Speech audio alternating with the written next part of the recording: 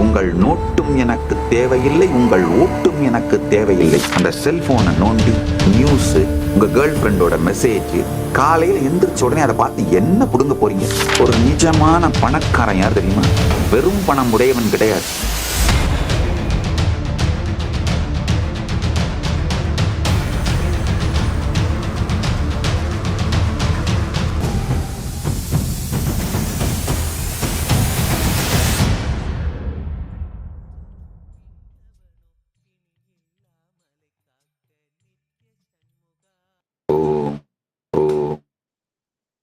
அடும்பரிவேல் அணிசேவல் எனப் பாடும்பணியே பணியாயருள்வாய், தெடும் கயமாமுகனைச் செருவில் சாடும் தனியானைச் சகோதரனே. உங்கள் அனைவரையும் வணங்கி வரவேற்கின்றேன். பரமசிவ பரம்பொருளின் பரம வெளிப்பாடான பரமசிவ பரம்பொருளாயும் சுப்பிரமணிய பரம்பொருளாய் இங்கு எழுந்தருளி உங்கள் அனைவருக்கும் பரமாத்வைதத்தை ஆசீர்வதிக்கின்றோம். எல்லோருக்கும் பரமாத்வைதம் அனுபூதியாகட்டும். பரமாத்வைத பிராப்திரஸ்து. இணையத்தாலும் இதயத்தாலும் உலகம் முழுவதிலும் இருந்து இணைந்திருக்கும் அன்பர்கள், பக்தர்கள், சீடர்கள், கைலாயத்தின் பாராளுமன்ற உறுப்பினர்கள், கைலாயத்தின் குடிமக்கள், கைலாசவாசிகள் அனைவரையும் வணங்கி வரவேற்கின்றேன். இளைய பாரதம், தமிழ்நாடு நியூஸ் 24 டிஜிட்டல், ஏபிபி நாடு, ஹெட்லைன்ஸ் டிவி, சேனல் 5 பக்தி, ஆரோ ரூட்ஸ், மாலை முரசு டிவி, ஆகாயம் தமிழ், ஜெயா டிவி ஆன்மீகம், ராணி ஆன்லைன், தமிழக குரல் டிவி, ரெட்ரோமணி, வாழ்ந்துதான் பார்க்கலாம் வாடா, Prabhakar Kalaikoodam, Fix 9 max, Fix 9 divine, Flix 9 OTT எல்லா தொலைக்காட்சிகள் வழியாகவும் மற்றும் கைலாயத்தின் 10,000 சமூக வலைத்தள தொலைக்காட்சிகள் வழியாகவும் இணைந்திருக்கும் உங்கள் அனைவரையும் வணங்கி வரவேற்கின்றேன். கந்தர் அனுபூதியும் அனுபவமும், சுப்பிரமணிய பக்தி, சுப்பிரமணிய ஞானம், சுப்பிரமணிய விஞ்ஞானம்.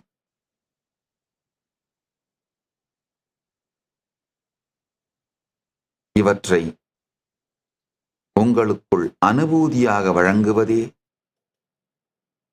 உங்கள் அனுபூதியாக. கந்தர் அனுபூதியாம் எம் சொந்த அனுபூதியை உங்கள் சொந்த அனுபூதியாய் அனுபவமாய் மாற்றுதற்கே இந்த 7 நாட்களும்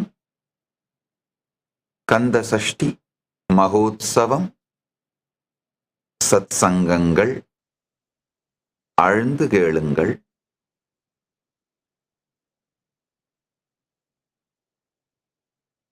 ஐந்தாம் பாடல் இன்று துவங்குகின்றோம்.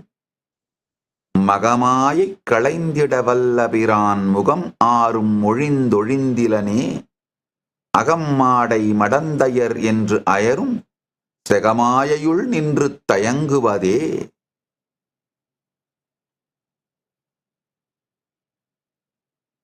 நன்றாக புரிந்து கொள்ளுங்கள்.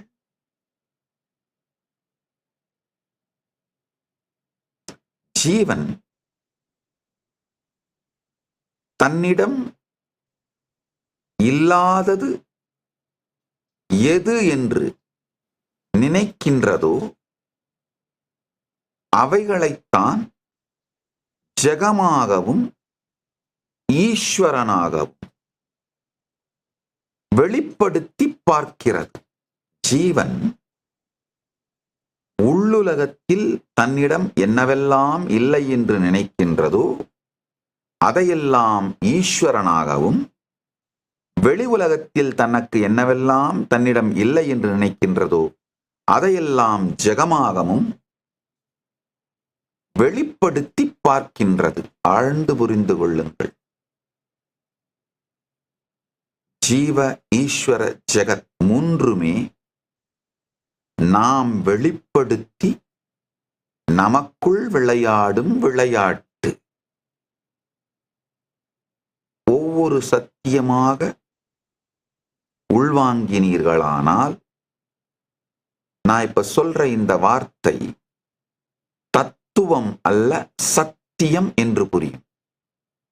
நேற்றைய சத்சங்கத்துல சொன்ன, உறங்கப் போகும் முன்பு இந்த ஒரு தெளிவோடு உறங்குங்கள். ஆஹா, நான் ஒரு சக்தி கெட்ட, மனம் கெட்ட, புத்தி கெட்ட, தன்னை இழக்கும், காணாமல் போகும் ஒரு இருளுக்குள் செல்லப் போவதில்லை. நான் விரும்பியபடி ஒரு உலகத்தை உருவாக்கி, மனிதர்களை உருவாக்கி, சூழல்களை உருவாக்கி, நான் அனுபவிக்க வேண்டும் என்று நினைக்கின்ற நவரசங்கள், பகை வேண்டுமானால் பகை, சுகம் வேண்டுமானால் சுகம், என்ன வேண்டும் என்று நான் நினைக்கின்றேனோ அதை உருவாக்கி என் விருப்பத்தின்படி அனுபவிக்க முயற்சித்து, ஆனால் அதற்குள்ளேயே தெளிவில்லாமல், அதாவது பகை வேண்டும் என்று நினைத்து உருவாக்குகின்ற ஒரு விஷயத்தில் சுகந்தேட முயற்சிப்பது, சுகம் வேண்டும் என்று நினைத்து உருவாக்குகின்ற ஒரு விஷயத்தோடு பகை கொள்வது, இதுபோன்று நவரசங்களின் குழப்பத்தினால்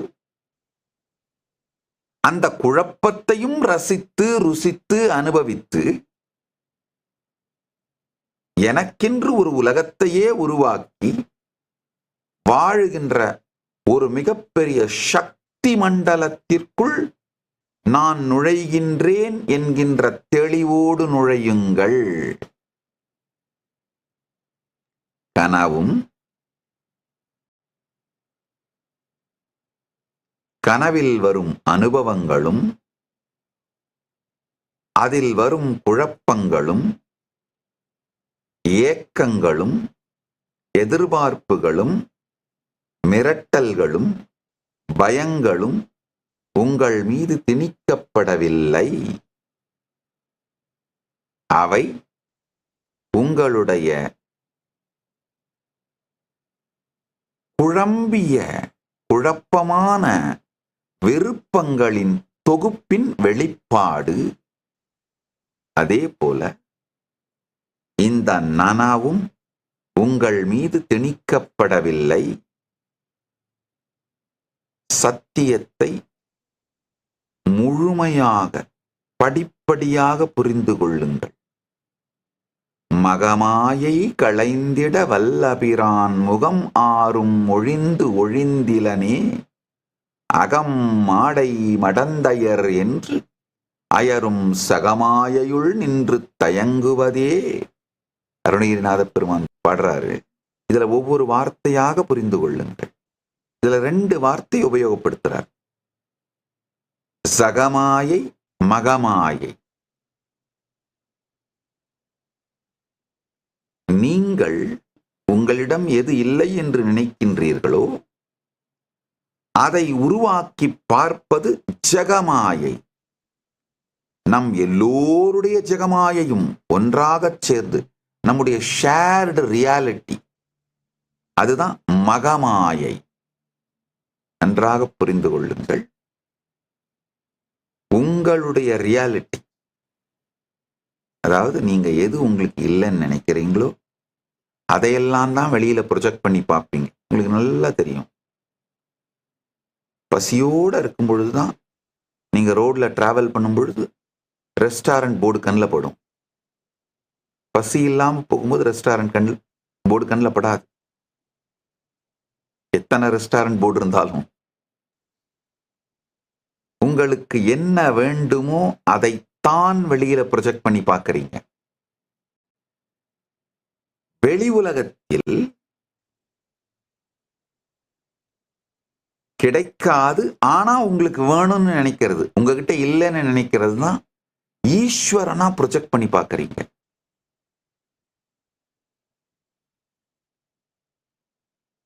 ஒரு 5 சத்தியங்களை சொல்றேன்.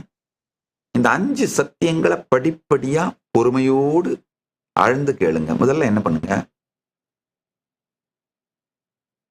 பரபரன்னு ரெஸ்ட்லெஸ்ஸா இருக்கிறத விட்டுட்டு 2 கைகளையும் அமைதியா இந்த தியான முத்திரையில் வச்சுக்கோங்க. வச்சுட்டு நீங்க ஒருவேளை ஆத்மலிங்கம் வச்சிருந்தீங்கன்னா, அதாவது தினந்தோறும் சிவ பூஜை பண்ற பழக்கம் இருந்ததுன்னா, இல்ல ருத்ராட்சம் அணிந்து கொள்ளும் பழக்கம் இருந்ததுன்னா, அந்த ஆத்மலிங்கத்தையோ அந்த ருத்ராட்சத்தையோ கைக்குள்ள வச்சு அமைதியா அந்த தியான முத்திரையில கையை வச்சுக்கோங்க. ஏன்னா அப்பதான் அந்த பரபரன் ஸ்க்ரோல் பண்ணிக்கிட்டே இருக்கிற பழக்கம் வராது. வச்சுட்டு அமைதியா உட்கார்ந்துக்கோங்க. உட்கார்ந்து ஒவ்வொரு சத்தியமா சொல்றேன், கேளுங்க. முதல் சத்தியம், நீங்க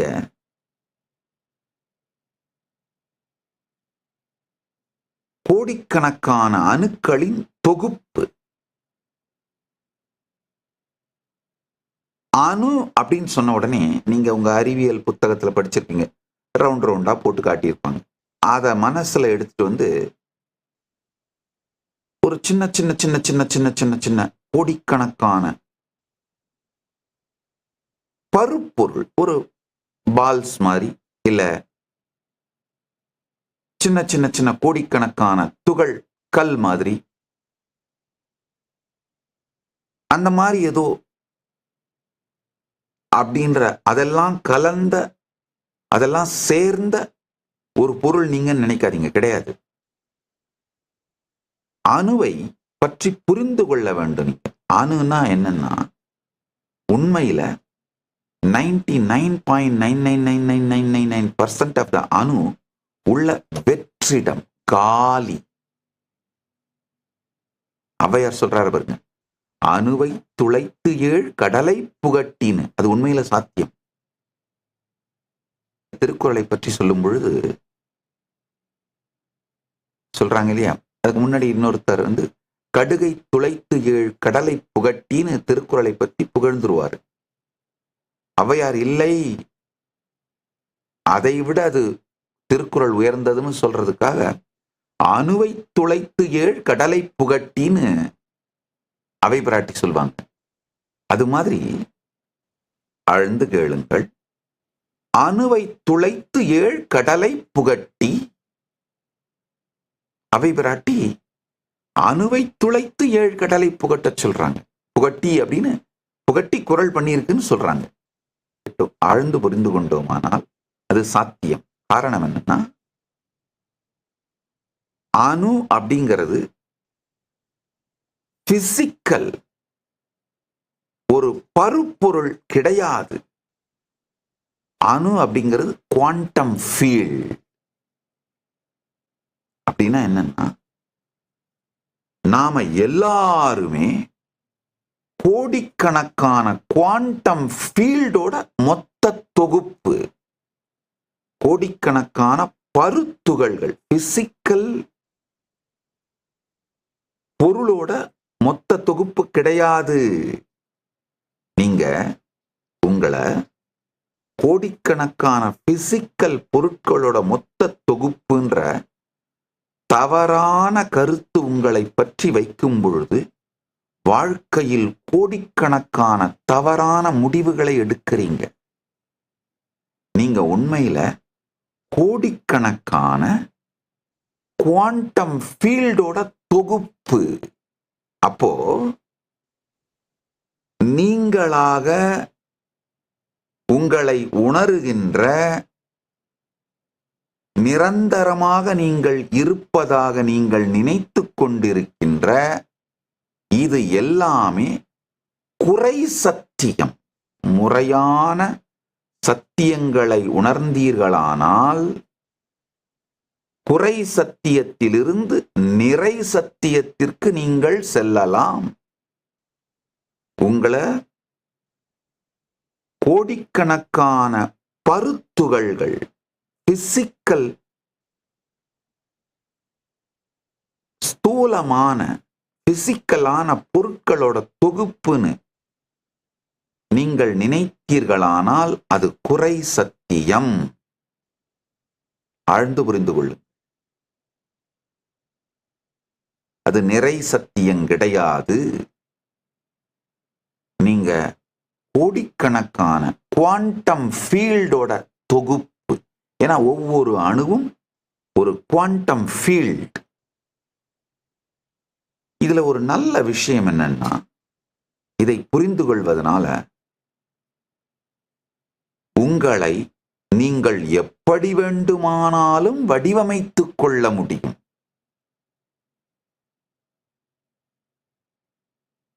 ஆறுமுகம், சண்முகன் சண்முகன் சண்முகன், வார்த்தைக்கு வார்த்தை அருணகிரிநாத பெருமான் சொல்றது. இந்த பாடலையும் சொல்றாரு, முகம் ஆறும் ஒழிந்து ஒழிந்திலனேன்னு. ஆறு முகம்னு அருணகிரிநாத பெருமான் சொல்றது மித்து கிடையாது. உங்களுடைய நிறை சத்தியம், உங்களுடைய பல்வேறு பரிமாணங்கள்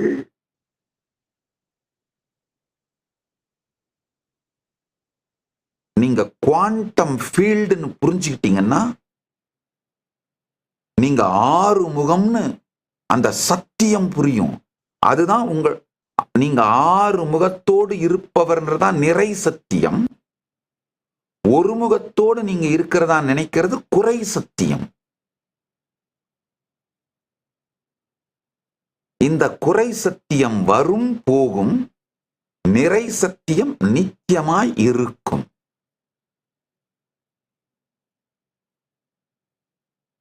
சத்யோஜாதம், தத்புருஷம், வாமதேவம், அகோரம், ஈசானம், அதோமுகம். சத்யோஜாதம், தத்புருஷம், வாமதேவம், அகோரம், ஈசானம், அதோமுகம். அதோமுகம் அப்படிங்கிறது அவ்வியக்தம், அன்மானிஃபெஸ்ட். அதாவது ஆக்குதல், காத்தல், புனர் அமைத்தல், ரீஜுவனேஷன் தான் அழித்தல்ன்ற வார்த்தையால சொல்றோம். அது உண்மையில பாத்தீங்கன்னா ரீஜுவனேஷன், மீள் உருவாக்குதல், கிரியேட்டிவ் டிஸ்ட்ரக்ஷன். இதை நல்லா புரிஞ்சுக்கோங்க. ரீசெண்டா ஒரு நோபல் பரிசு பெற்ற விஞ்ஞானி இந்த கிரியேட்டிவ் டிஸ்ட்ரக்ஷன் அப்படிங்கிற கருத்துக்காக நோபல் பரிசு பெற்றிருக்காரு. ஆனா இந்த கிரியேட்டிவ் டிஸ்ட்ரக்ஷனை ஆயிரக்கணக்கான ஆண்டுகளுக்கு முன்பு நம்முடைய ஆகமங்களில் மிக தெளிவாக நம் முன்னோர்கள் சொல்லிவிட்டார்கள். இந்த கிரியேட்டிவ் டிஸ்ட்ரக்ஷன் தான் ருத்ரன், சம்ஹாரம் அப்படின்னு சொல்றோம். கிரியேட்டிவ் டிஸ்ட்ரக்ஷன், ரீஜுவனேஷன், அதுதான் தமிழ்ல அழித்தல்னு சொல்றோம். அது உண்மையில கிரியேட்டிவ் டிஸ்ட்ரக்ஷன். நான்காவது மாயையிலிருந்து விடுவித்தல். ஐந்தாவது பூரண ஞானம் கொடுத்து அனுக்கிரகம் அளித்தல். இந்த அஞ்சையும் தாண்டி, இந்த அஞ்சையும் கடந்து அவ்வியக்தமா, வெளிப்படாது அவ்வியக்தமா இருக்கிறது ஆறாவது. உண்மையில பாத்தீங்கன்னா ஒரு அணுல 99.99999% அவ்வியக்தமாக அன்மானிஃபெஸ்டா இருக்கு.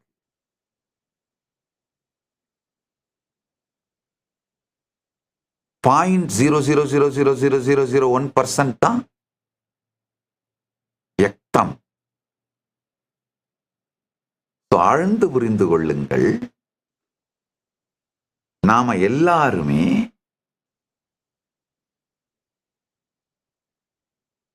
கோடிக்கணக்கான அவ்வியக்தமான குவாண்டம் ஃபீல்ட்ஸோட தொகுப்பு. ஆழ்ந்து கேளுங்கள். நாம பருப்பொருள்களின் தொகுப்பு என்கின்ற குறை சத்தியத்திலிருந்து நாம ஒரு கோடிக்கணக்கான குவாண்டம் ஃபீல்ட்ஸோட தொகுப்புன்ற சத்தியத்தை நாம் புரிந்து கொள்ள துவங்கும் பொழுதே நம்மை பற்றி நாம் வைத்திருக்கும் கருத்து, நம்மை எப்படி மாற்றிக்கொள்ள வேண்டும் என்று நாம் நினைக்கின்ற கருத்துக்கள், மாற்றிக்கொள்வதற்காக நாம் உபயோகப்படுத்தும் வழிமுறைகள், இது எல்லாமே மாறிடும். நீங்க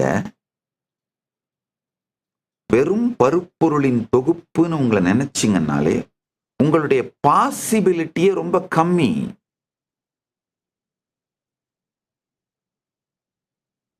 ஒரு கிராமத்துல புட்டிக்கடை வச்சு பிழைச்சிக்கலாம்னு நினைச்சீங்கன்னா உங்க பாசிபிலிட்டி அதிகபட்சமா கோடி. அவ்வளவுதான் உங்க பாசிபிலிட்டி. சோ உங்களுடைய பாசிபிலிட்டியையே கர்டைல் பண்ணிக்கிறது தான் சமூகம் உங்க மேல நடத்துற மிகப்பெரிய மூளைச்சலவை. அதாவது ஒரு மனிதனுக்கு அவனை பற்றிய நிறை சத்தியமும் அவனை பற்றிய சத்தியங்கள் அப்படியே தெரிவிக்கப்பட்டு விடுமானால் அவனை கட்டுப்படுத்தவோ அடிமைப்படுத்தவோ இயலாது. நன்றாக புரிந்து கொள்ளுங்கள். உங்கள் நோட்டும் எனக்கு தேவையில்லை, உங்கள் ஓட்டும் எனக்கு தேவையில்லை. அதனாலதான் உங்களை கட்டுப்படுத்த வேண்டிய தேவையோ அடிமைப்படுத்த வேண்டிய தேவையோ ஏமாற்ற வேண்டிய தேவையோ எனக்கு இல்லாததனால் சத்தியங்கள் அனைத்தையும் அப்படியே சொல்லப் போகின்றேன், சொல்லுகின்றேன்.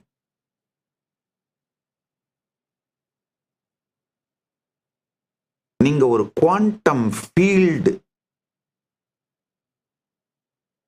கோடிக்கணக்கான குவாண்டம் ஃபீல்டோட தொகுப்பான குவாண்டம் ஃபீல்டு அப்படின்னு புரிஞ்சுக்கிட்டீங்கன்னாலே அப்போ உங்களுக்குள்ள செய்ய வேண்டிய எந்த மாற்றம், உங்க வாழ்க்கையில உங்க ரியாலிட்டியில செய்ய வேண்டிய எந்த மாற்றமும் உங்க ஃப்ரீக்குவன்சியை சேஞ்ச் பண்றதுல தான் துவங்கும்.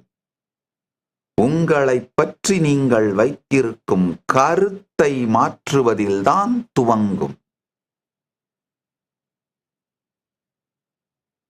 நீங்க எந்த எமோஷன்ஸ், எந்த உணர்ச்சிகளை உங்களுடைய அடிப்படை உணர்ச்சிகளாக முடிவெடுக்கின்றீர்களோ வாழுகின்றீர்களோ அது சார்ந்த நிகழ்வுகளைத்தான் உங்கள் உலகத்திலே உருவாக்குவீர்கள். உங்கள் ஜக மாயை ஒரு கண்ணாடி.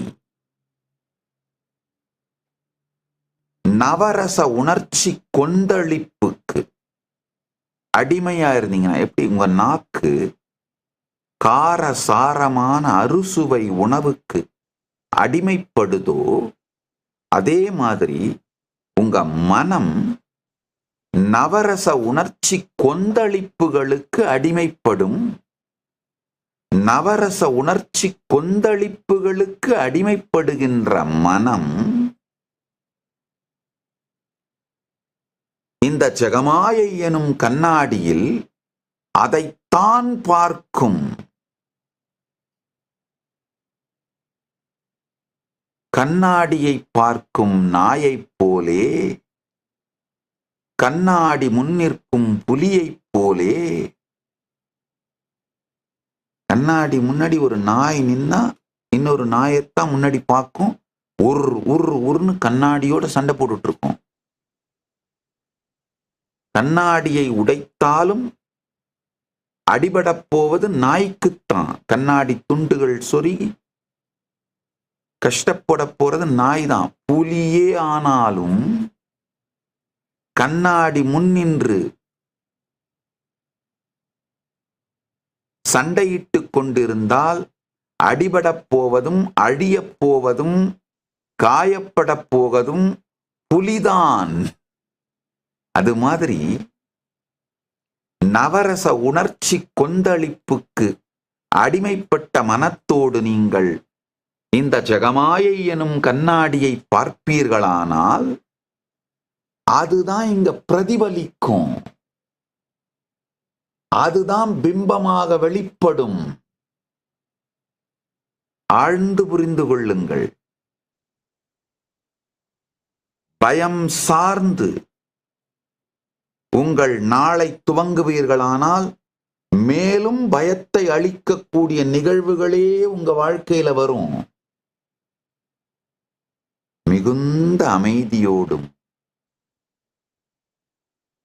நன்றி உணர்வோடும், ஆஹா எத்துணை நிகழ்ந்திருக்கிறது எனக்குள், எம்பெருமானே உன் திருவருளால் என்று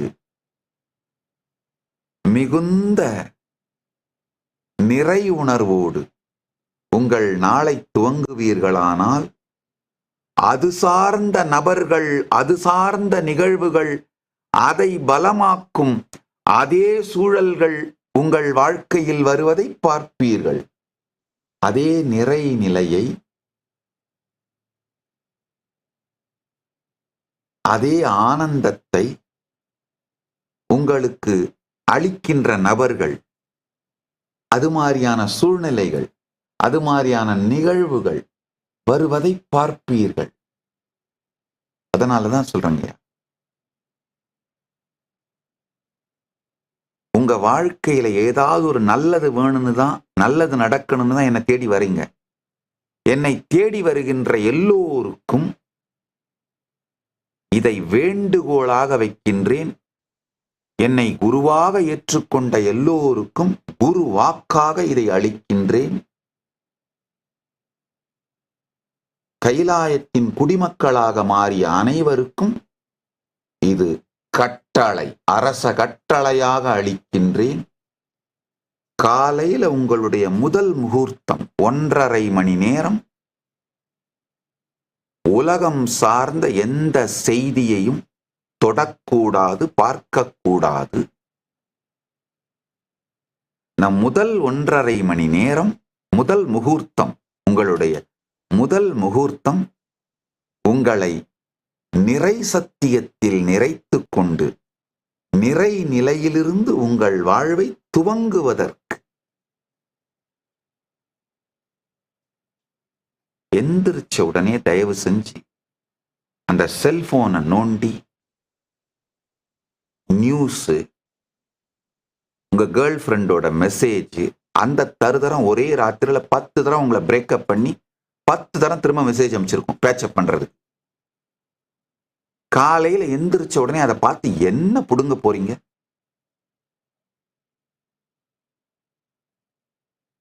ஒன்னும் தேவையில்லை.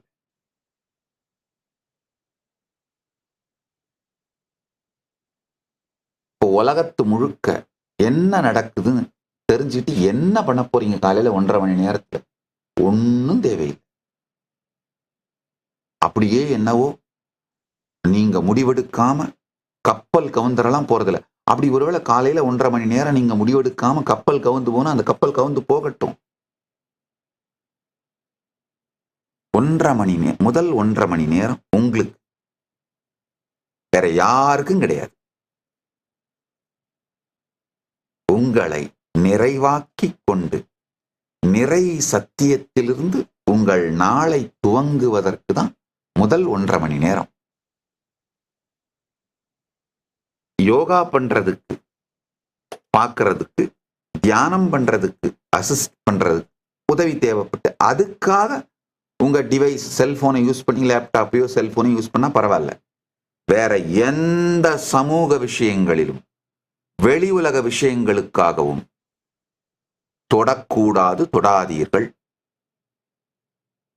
என்னை தேடி வரும் அன்பர்களுக்கு இது வேண்டுகோள். என்னை குருவாக ஏற்றுக்கொண்டவர்களுக்கு இது குருவாக்கு. என் குடிமக்களுக்கு இது கட்டளை. ஆழ்ந்து புரிந்து கொள்ளுங்கள்.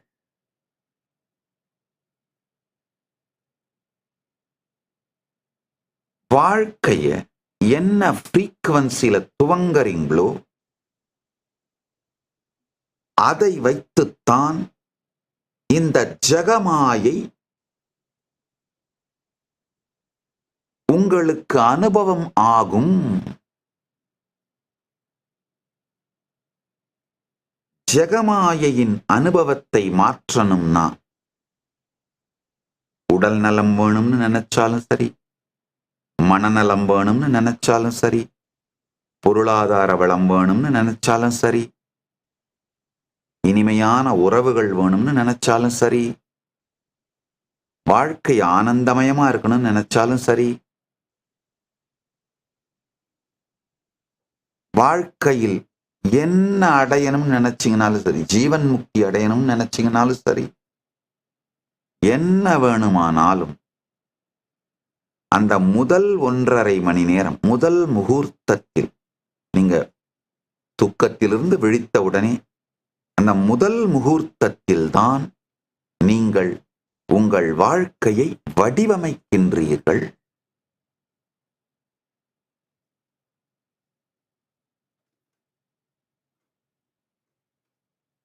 அழகா சொல்றார் பாருங்க.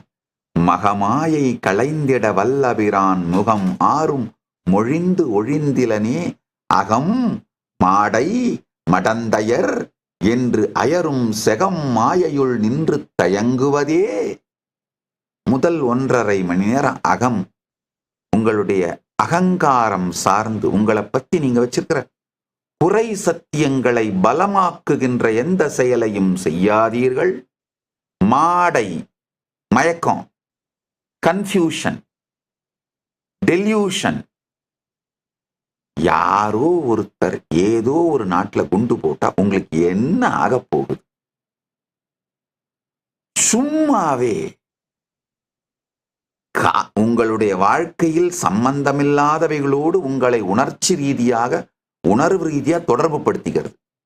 ஏதோ ஒரு ஹீரோ, ஏதோ ஒரு ஹீரோயின், இல்ல ஏதோ ஒரு நாடு, இல்ல ஏதோ ஒரு கலாச்சாரம், ஏதோ ஒரு ரிலிஜியன், இல்ல ஏதோ ஒரு ஐடியாலஜி, இது கூட உங்களை அசோசியேட் பண்ணிக்கிட்டு காலையில எந்திரிச்ச உடனே அதுக்கு என்னாச்சு, அவனுக்கு என்னாச்சு நோண்ட ஆரம்பிக்கிறது.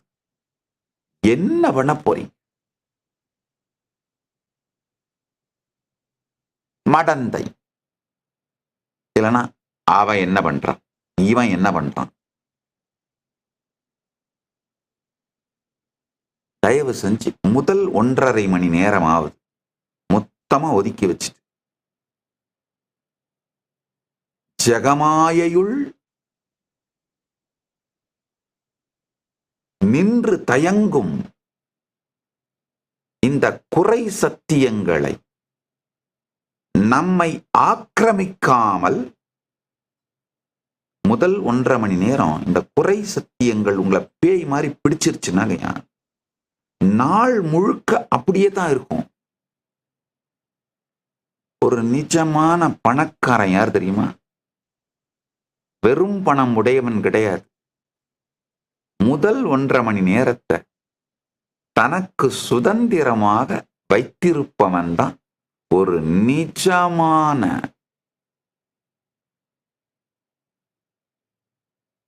உயர் வாழ்க்கை வாழ்பவன். நல்லா புரிஞ்சுக்கோங்க. Middle class, upper middle class, elite அப்படிங்கறதெல்லாம் பணம் சார்ந்து கிடையாதுங்கய்யா. நம்முடைய வாழுகின்ற வாழ்க்கை முறை, இருப்பு, இல்ல காலையில 1.5 மணி நேரம் நான் எனக்காக எடுத்துக்கிட்டேன்னா ஆபீஸ் போக முடியாது, வேலை என்ன ஆகுறது? அந்த வேலைக்கு போகாதீங்க. என்ன இப்பதான் உலகத்துல எத்தனாயிரம் ஆப்பர்ச்சுனிட்டிஸ் வந்துருச்சு. வெறும் யூடியூப் சேனல் நடத்திட்டு சம்பாரிச்சு நல்லா வாழ்ந்துட்டு போலாங்கய்யா. இல்ல நான் அந்த 1.5 மணி நேரத்துல தான் ரெடி ஆனாதான் ஸ்கூலுக்கு ஓடணும். அந்த ஸ்கூலுக்கெல்லாம் போய் ஒன்றும் தேவையில்லை. ஸ்கூல்ன்றதெல்லாம் மிடில் கிளாஸ் லைஃப் ஸ்டைல் எப்பவோ ப்ரூவ் ஆயிடுச்சுங்கய்யா.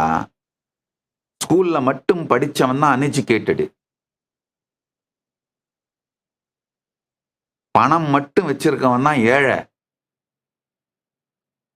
வாழ்க்கை ஒரு மிக உயர்ந்த அனுபவம். பெருமான் நமக்கு கொடுத்திருக்கின்ற பரமசிவ பரம்பொருள், சுப்பிரமணிய பரம்பொருள் நமக்கு கொடுத்திருக்கின்ற ஒரு மிகப்பெரிய அன்பளிப்புங்கய்யா.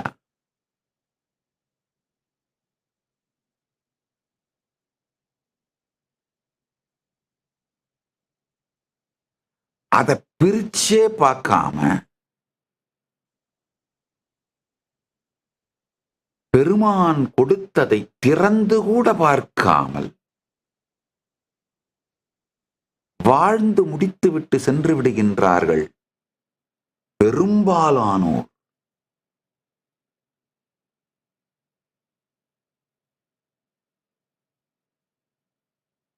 நாம ஒரு குவாண்டம் ஃபீல்டு காலையில எந்திரிச்ச உடனேயே நம்மை பற்றிய நிறை சத்தியங்களை கொண்டு வந்து அதிலிருந்து நம் வாழ்க்கையை துவங்க வேண்டும்.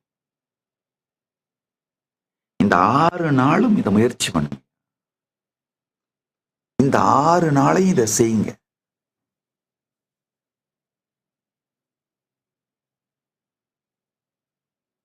அடுத்த சத்தியம், தினியான மனோ சிலை மீது உணதாள் அணியார் அரவிந்தம் அரும்பு மதோ பனியா என வள்ளி பதம்பணியும் தனியா அதிமோக தயாபரனே. நல்லா புரிஞ்சுக்குங்க. இப்பதான் நான் சொன்னேன், நம்ம கிட்ட என்னெல்லாம் இல்லைன்னு ஜீவன் நினைக்குதோ அதையெல்லாம் தான் இந்த ஜெகமாக ப்ரொஜெக்ட் பண்ணி பார்க்கும். அதை இந்த ஜெகத்திலிருந்து பிடுங்க முயற்சிக்கும். இது எப்படின்னா,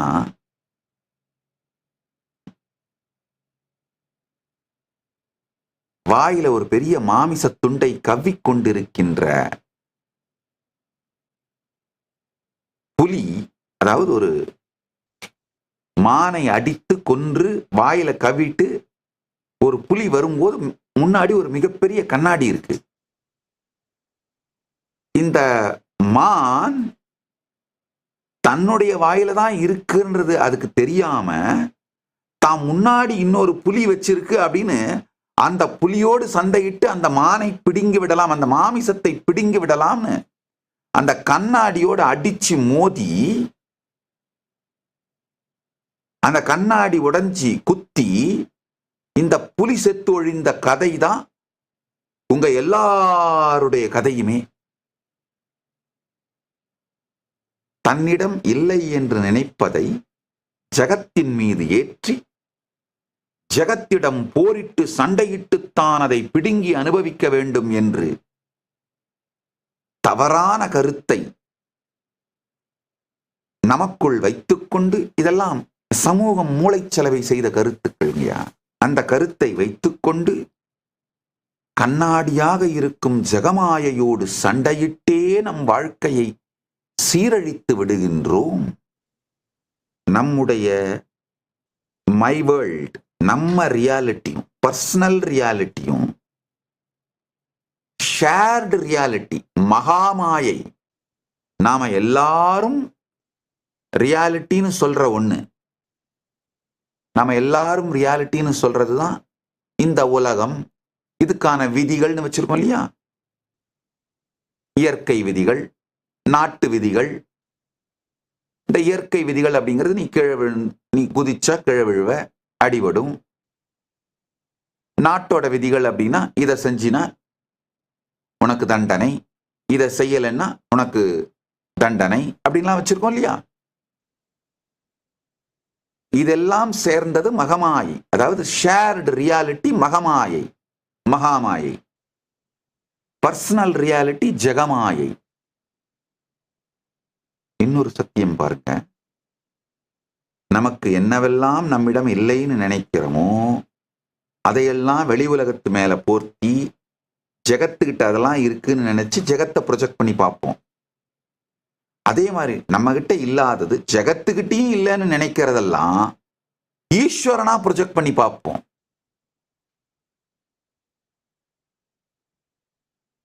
என்ன வேணாலும் செய்யற சக்தி நம்மகிட்டயும் இல்ல, ஜெகத்திலையும் யார்கிட்டையும் இல்ல.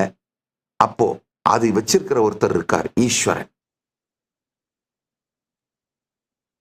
இந்த பாடல்களை கவனித்தீர்களானால் தனக்கு என்ன பிரச்சனை இருக்கோ, எது தீரணும்னு நினைக்கிறாரோ அருணகிரிநாத பெருமான், அந்த பிரச்சனையை தீர்த்தவனாக அந்த முருகப்பெருமானை ப்ரொஜெக்ட் பண்றாரு பாருங்க. அவர் முருகப்பெருமானுக்கு உபயோகம் பண்ற வார்த்தைகளே பாருங்க. என்ன சொல்றாருன்னா, தனக்கு இந்த மடந்தையர் பிரச்சனை தீரணும்னு சொல்றாரு. முருகப்பெருமானை வள்ளி பதம் பணியும் தனியா அதிமோக தயாபரணேன்னு சொல்றாரு. அதாவது வள்ளியோடு இருந்தும் எந்த துக்கத்திலும் எந்த துயரத்திலும் ஆட்படாமல் மோகத்தை தாண்டிய அதிமோக தயாபரணி, மோகத்தின் மாயைக்கு அப்பாற்பட்டு வள்ளியோடு வாழ்ந்தாலும் மோகத்தின் மாயைக்குள் படாத பெருமானே. இந்த மூன்றையும் புரிந்து கொள்ளுங்கள். ஜீவ ஈஸ்வர ஜெகத், இந்த மூன்றையும் புரிந்து கொண்டீர்களானால் அருணகிரிநாத பெருமான் சொல்ல வருகின்ற சத்தியம் புரியும். அருணகிரிநாத பெருமான் அந்த அனுபூதியை ஞான சூத்திரம், அனுபூதி சூத்திரம், அனுபவ சாத்திரம், கண்டர் அனுபூதி பக்தி ஸ்தோத்திரத்தின் வடிவத்திலே அமைக்கப்பட்டிருக்கின்ற அனுபூதியை அளிக்கக்கூடிய சூத்திரம், அனுபவத்தின் சாத்திரம். அதாவது சயின்டிஸ்ட்னா யாரு? நிகழ்ந்த தெளிவு, அனுபவம், ஞானத்தை எல்லோருக்கும் புரியும் வகையிலே சூத்திரமாக வகுத்து தருபவன் தான் விஞ்ஞானி. அதே மாதிரி தனக்குள் நடந்த அனுபூதியை, பரமானுபூதியை எல்லோரும் அடையத்தக்க வகையிலே சூத்திரமாக சாத்திரமாக வகுத்து தருபவர் தான் மெஞ்ஞானி. அருணகிரிநாத பெருமான் மிக உயர்ந்த விஞ்ஞானி. ஜீவ ஈஸ்வர ஜெகத் கனெக்ஷனா என்ன அழகா சொல்றார் பாருங்க. தான் எதிலிருந்து விடுபட வேண்டும் என்று சொல்லுகின்றாரோ, ஜீவன் எதிலிருந்து விடுபட வேண்டும் என்று சொல்லுகின்றாரோ அதில் இருந்து விடுபட்ட உயர்ந்த நிலையில் இருக்கின்றார் ஈஸ்வரன் காட்டுறார். அப்படின்னா என்ன அர்த்தம்னா, நபருக்கு நபர் ஈஸ்வரனை பற்றி வைத்திருக்கும் கருத்து மாறுபடும். நல்லா புரிஞ்சுக்கோங்க.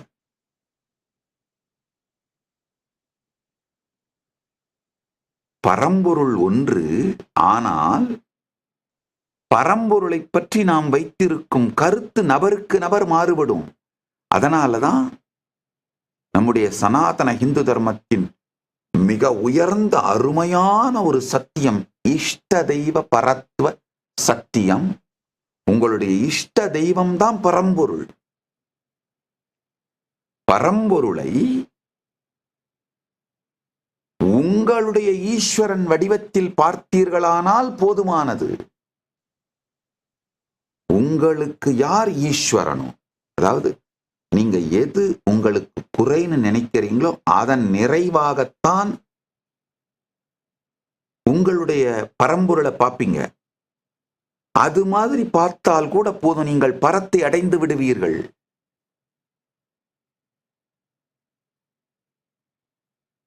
பரம்பொருள் உண்மையில் அவ்யக்தம். தன்னுடைய ஸ்வபாவ இருப்பினாலே அவர் அவ்யக்த பரம்பொருள். வாங்மனாதி கோச்சரஞ்ச நேதி நேதி பாவிதம்.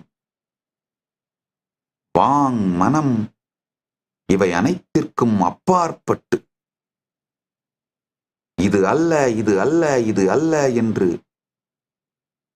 எது என்று சொன்னாலும் அது அல்ல என்று இருப்பவர்.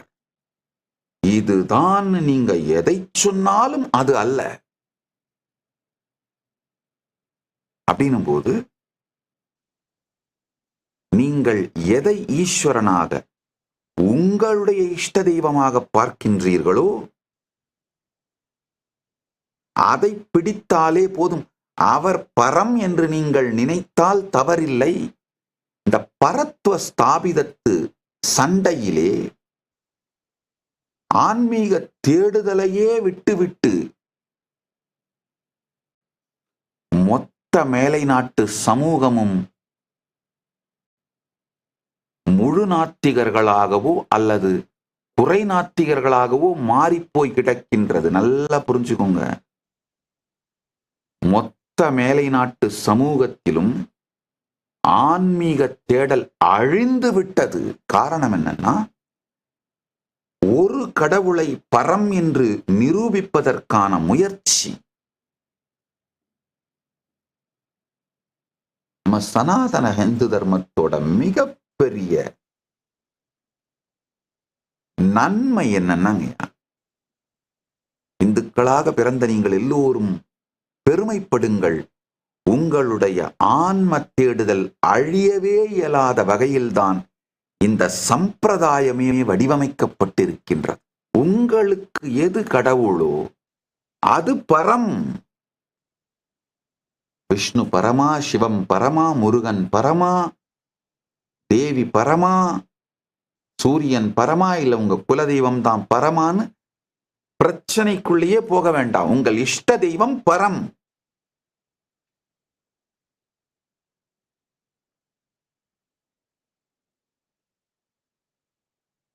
ஏன்னா உங்க கடவுளையே நீங்க எப்படி ப்ரொஜெக்ட் பண்ணுவீங்கன்னா, உங்களிடம் இல்லாததைத்தான், உங்களிடம் குறையாக இருப்பதோட நிறையைத்தான் உங்க கடவுள்னு ப்ரொஜெக்ட் பண்ணுவீங்க.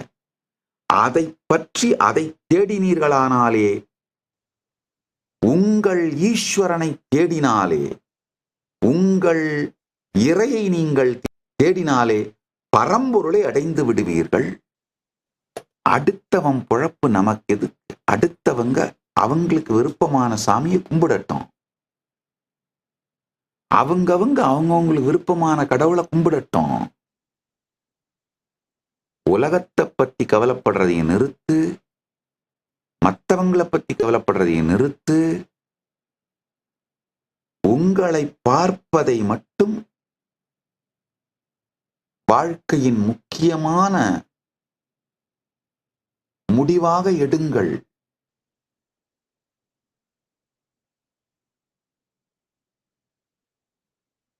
அடுத்த சத்தியம் கேளுங்க.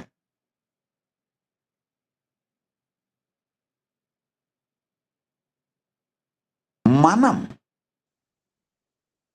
திணியான மனோ சிலை மீது, என்ன அழகா சொல்றார் அருணகிரிநாத பெருமான். மனோ சிலைன்னு சொல்றார். மனம் அப்படின்னா என்ன? ஒரே வார்த்தையில சொல்றேங்க, மனம் வேற ஒண்ணுமே இல்லை. சமூகம் மொத்தமா உங்க மேல பொழிந்த அவர்களுடைய குழப்பத்தின் தொகுப்புங்க.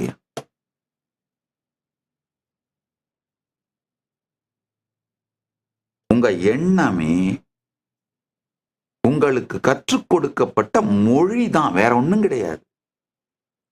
சின்ன வயசுல இருந்து உங்களுடைய தாய் தந்தையர் சொன்ன வார்த்தைகள், உங்க சுற்றம் உறவு உற்றார், பள்ளியில ஆசிரியர், இவங்க எல்லாரும் சொல்லிக் கொடுத்த வார்த்தைகள், இந்த வார்த்தைகள் எல்லாம் உள்ள போய் அந்த வார்த்தைகளின் தொகுப்பு தான் உங்க மனம்ங்கயா. அதை வேற வேற விதத்துல நீங்களாவே கொஞ்சம் கிரியேட்டிவா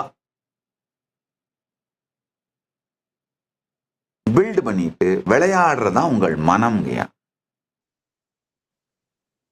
இந்த வார்த்தைகள் சொல்லிக் கொடுக்கப்பட்ட எல்லாவற்றையும் நினைந்து பார்ப்பதை தவிர உங்க வாழ்க்கையில வேற ஒரு அனுபவத்தையும் ஒரு அனுபூதியையும் நீங்கள் அனுபவிப்பதே இல்லைங்கிறது தான் சத்தியம். சத்தியம்ங்கய்யா.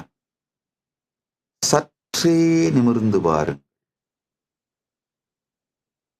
உங்க வாழ்க்கையோட மிகப்பெரிய அனுபவங்கள்னு நீங்க நினைச்சுக்கிட்டு பெருமைப்படுற இல்ல துக்கப்படுற எல்லாத்தையும் எடுத்து பாருங்க. உங்க ஃபேஸ்புக் மெமரிஸ், பெருசு பெருசா போட்டிருக்கிற மெமரிஸ், உங்க பெஸ்ட் மூமெண்ட் நீங்க நினைக்கிறது இல்ல ஒஸ்ட் மூமெண்ட் நினைக்கிறது எல்லாத்தையும் எடுத்து பாருங்க. ஒண்ணுமே இல்லை. சமூகம் உங்கள் மீது பொழிந்த அந்த எண்ணங்களை, வார்த்தைகளை மீண்டும் மீண்டும் சொல்லிக் கொள்வது மட்டும்தாங்கய்யா. You are not living, you are just remembering. Remembering has become your life. There is nothing called living happens to you forever. நினைத்தலை தவிர வாழ்தல் என்கின்ற ஒன்று உங்களுக்குள் நிகழ்வதே இல்லை.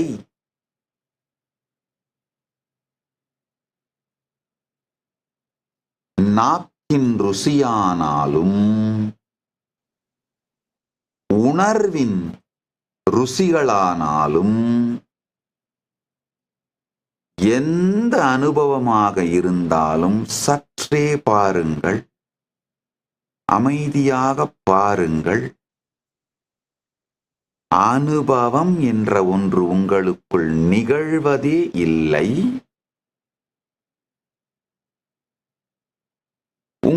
நீங்கள் கற்றுக்கொண்ட வார்த்தைகளை சொல்லி சொல்லி பார்த்து கொள்வது, நினைதல் மட்டுமே நிகழ்கின்றது. அனுமானித்தல் மட்டுமே நிகழ்கின்றது. அனுபவம் நிகழ்வதே இல்லை.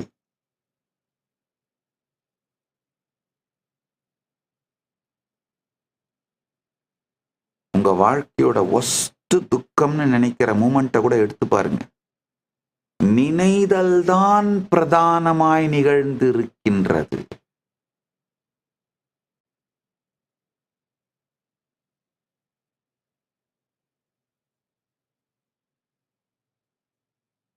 நிகழ்தல் இல்லை, நினைதல். உங்க வாழ்க்கையோட பெஸ்ட் மூமெண்ட் நீங்க நினைக்கிறத எடுத்து பாருங்க. நினைதல் தான் நிகழ்ந்திருக்கின்றது, நிகழ்தல் அல்ல. நடுவுல நான் ஆங்கில வார்த்தைகளை உபயோகம் பண்ற, தப்பா எடுத்துக்காதீங்க. காரணம் என்னன்னா, நான் இப்ப என்ன பேசிட்டு இருக்கணும் அது ஒரு 200 மொழியில மொழிபெயர்ப்பு நடந்துட்டு இருக்கு. லைவ் மொழிபெயர்ப்பு நடந்துட்டு இருக்கு. என்னுடைய பல சன்னியாசிகள், தமிழும் தெரிந்த வேற்று மொழியும் தெரிந்த சன்னியாசிகள் உட்கார்ந்து மொழிபெயர்த்துட்டு இருக்காங்க. ஆனா அவர்களுடைய தமிழே கூட எல்லாம் என்னுடைய சன்னியாசிகள் பெரும்பாலானவர்கள் 90s கிட்ஸ் இல்ல ஜென்சி. அவங்களுடைய தமிழ் கூட ரொம்ப தரம் குறைந்த தமிழ் அறிவு அவங்களுக்கு. ஏன்னா இந்த ஜென்சி இவங்களுடைய தமிழ் எல்லாம் பார்த்தீங்கன்னா ரொம்ப தரம் குறைந்த தமிழ். அதனால நான் உபயோகப்படுற வார்த்தைகளை டிரான்ஸ்லேட் பண்றதுக்கு தடுமாறுவாங்க. இப்ப அவங்க எல்லாம் என் முன்னாடி உட்கார்ந்துருக்காங்க. அவங்களுடைய முகத்தை பார்ப்பேன். எங்க தடுமாற்றம் குழப்பம் அவங்க முகத்துல வந்த உடனே சில ஆங்கில வார்த்தைகளை உபயோகம் பண்ண உடனே அவங்களுக்கு புரிஞ்சிடும். என்ன பண்றது? தமிழுக்கு நிகழ்ந்த கொடுமை தமிழர்களுக்கு ஆங்கிலத்தில் சொன்னால்தான் புரிகின்றது. அதனாலதான் நடுவில் ஆங்கில வார்த்தைகளை உபயோகம் பண்ற. மன்னிக்க வேண்டும். என்னுடைய நோக்கம் உங்களுக்கு அனுபூதி வர வேண்டும் என்பது தானே தவிர எனக்கு தமிழறிவு இருக்கின்றதுன்னு காட்டுறதுக்காகவோ இல்ல தனித்தமிழ் வகுப்போ நான் இங்க எடுக்கல. நான் இங்க அனுபூதியை அளிக்கும் வகுப்பை எடுக்கின்றேன். தனித்தமிழ் கற்றுத்தரும் வகுப்பை எடுக்கவில்லை. அதனால சற்றே பொறுமையோடு உள்வாங்கிக் கொள்ளுங்கள்.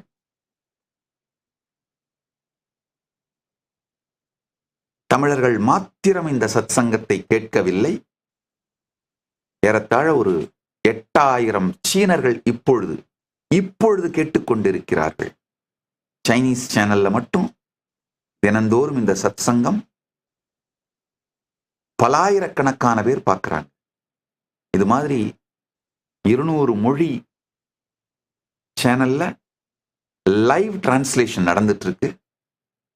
அதனாலதான்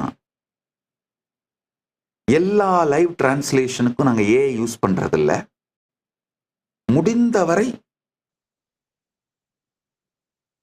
தமிழும் இன்னொரு மொழியும் தெரிந்த அந்த சந்நியாசிகள், ஆதீனவாசிகள், கைலாசவாசிகளே உட்கார்ந்து பண்றாங்க. காரணம் என்னன்னா, தமிழில் கூட என்னுடைய சத்பாஷை புரிந்த, தமிழை நான் கையாளுகின்ற விதம் புரிந்த, ஏற்கனவே இதை கேட்டு பழகிய சந்நியாசிகள் உட்கார்ந்து அதை மொழிபெயர்க்கும் பொழுது இன்னமும் ஆழமாக மொழிபெயர்க்கப்படும். அப்படிங்கிறதுனால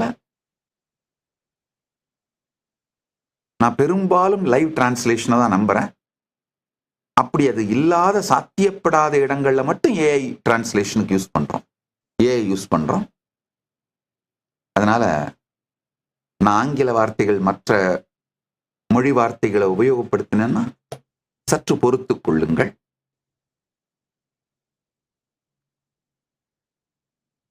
ஏன் நிறைய சம்ஸ்கிருத வார்த்தைகள் உபயோகம் பண்றீங்கன்னு சில பேர் கேள்வி கேட்டிருக்கீங்க. ஐயா, நல்லா புரிஞ்சுக்கோங்க. சம்ஸ்கிருதமும் தமிழும் வேறங்கிறது உங்களுக்கு செய்யப்பட்ட மூளை செலவை விட்டுட்டு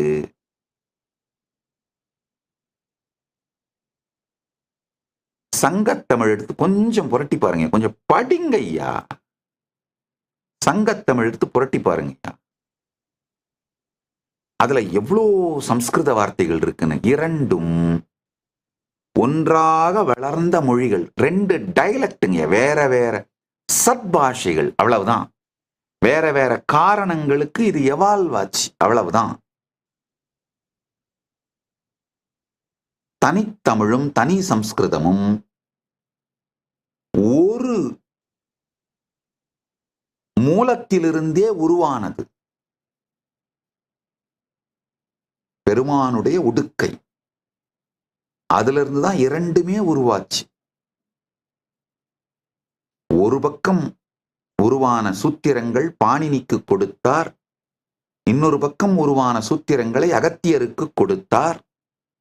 பெருமான் 2 பேரும் அதை சமைத்து மொழியாக உருவாக்கினார்கள். ஆனால் இரண்டும் ஒரு மூலத்திலிருந்து வந்தவை. ஏன் நிறைய சம்ஸ்கிருத வார்த்தை யூஸ் பண்றீங்கன்னு என்ன குறைஞ்சிட்டு இருக்கிறதுல அருணகிரிநாதரை போய் கேட்டுக்கோங்க முடிஞ்சா. அவர் யூஸ் பண்ணி ஒரு பாடல்லையும் எவ்வளவு சம்ஸ்கிருத வார்த்தை உபயோகம் பண்ணியிருக்காரு நான் வேணா காட்டுறேன்.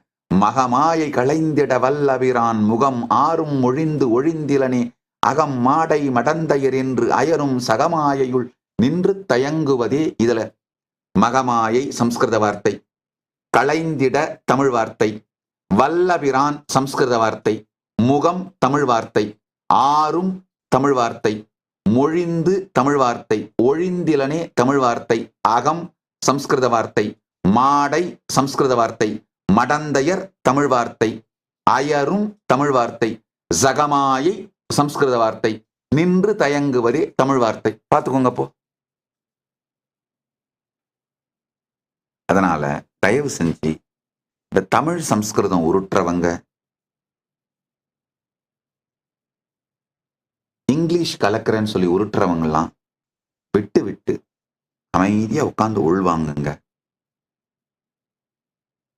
இப்ப ரீசெண்டா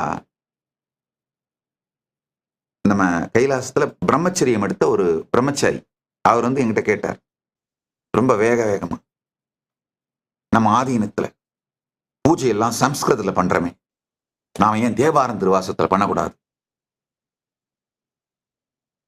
நான் உடனே கேட்டேன், அப்பா உனக்கு தேவாரம் திருவாசகம் தெரியுமாப்பா? இல்ல எனக்கு தெரியாது.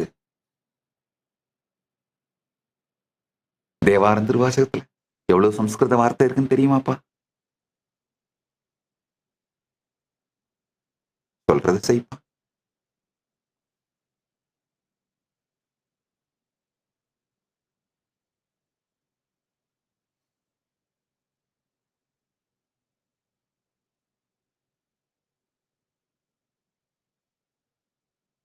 தமிழ் சம்ஸ்கிருத சண்டையே வேற ஒண்ணும் இல்லைங்க. மொழியை உபயோகப்படுத்தி நம்முடைய மெய்யியலை அழிக்கின்ற முயற்சி தாங்க. அதனால மெய்யியல் சார்ந்த விஷயங்களில் மொழி சண்டையை கொண்டு வராதீர்கள். அதை அரசியலுக்கு யூஸ் பண்ணிக்கோங்க, வேற எதுக்கு வேணா யூஸ் பண்ணிக்கோங்க. என்ன விட்டுருங்க, எங்க டிபார்ட்மெண்ட்டை விட்டுருங்க, எங்க ஃபீல்டை விட்டுருங்க. மொழி சண்டையை கொண்டு வந்து மெய்யியல் மீது, இறையியல் மீது திணிக்காதீர்கள்.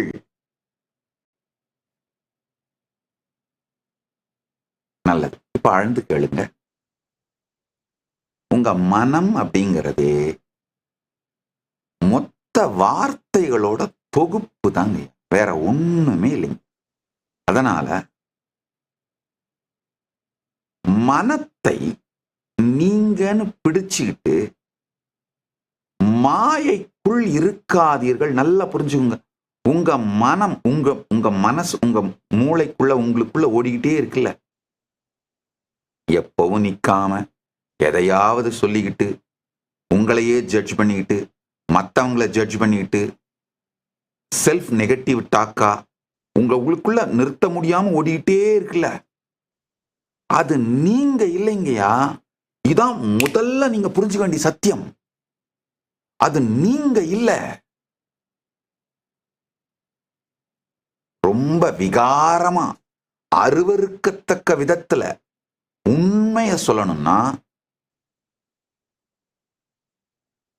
ஒரு மிட் லெவல் டவுன்ல பொதுக்க கூஸ்ல எப்படி பலவிதமா இருக்கோ அந்த மாதிரி சமூகத்தில் இருக்கிற மொத்த பேரும் உங்க தலை மேல பண்ணி வச்சுட்டு போனது தாங்க நீங்க உங்க மனம்னு நினைச்சிட்டு உட்கார்ந்துட்டு இருக்கீங்க. கொஞ்சம் விகாரமான உதாரணம், மன்னிச்சிருங்க. ஆனா உண்மை இதுதான். இத சொன்னா தான் உங்களுக்கு ஐயோ, உங்களுதே எப்படி நாருன்னு உங்களுக்கு தெரியும். உங்கள் நரல் கூட இல்லைங்கயா. பொதுக்க கூசுல போறவன் வர்றவெல்லாம் ஊர் முழுக்க பெஞ்ச நரல, ஐயோ நினைச்சாலே நாத்தடிக்குதே. அத தலை மேல சுமந்துகிட்டு நீங்கன்னு வேற நினைச்சிட்டு இருக்கீங்களேங்கய்யா.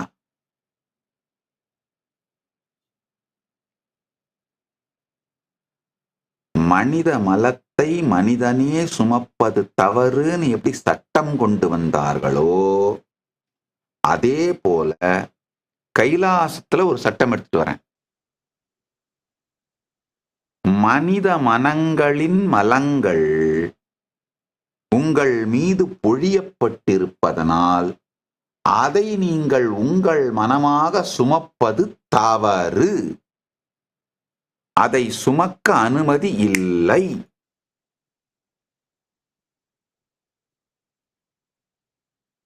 மனித மலங்கள் சுமப்பதை விட கொடூரமானது மனித மனங்கள் ஆன மலங்களை சுமப்பது.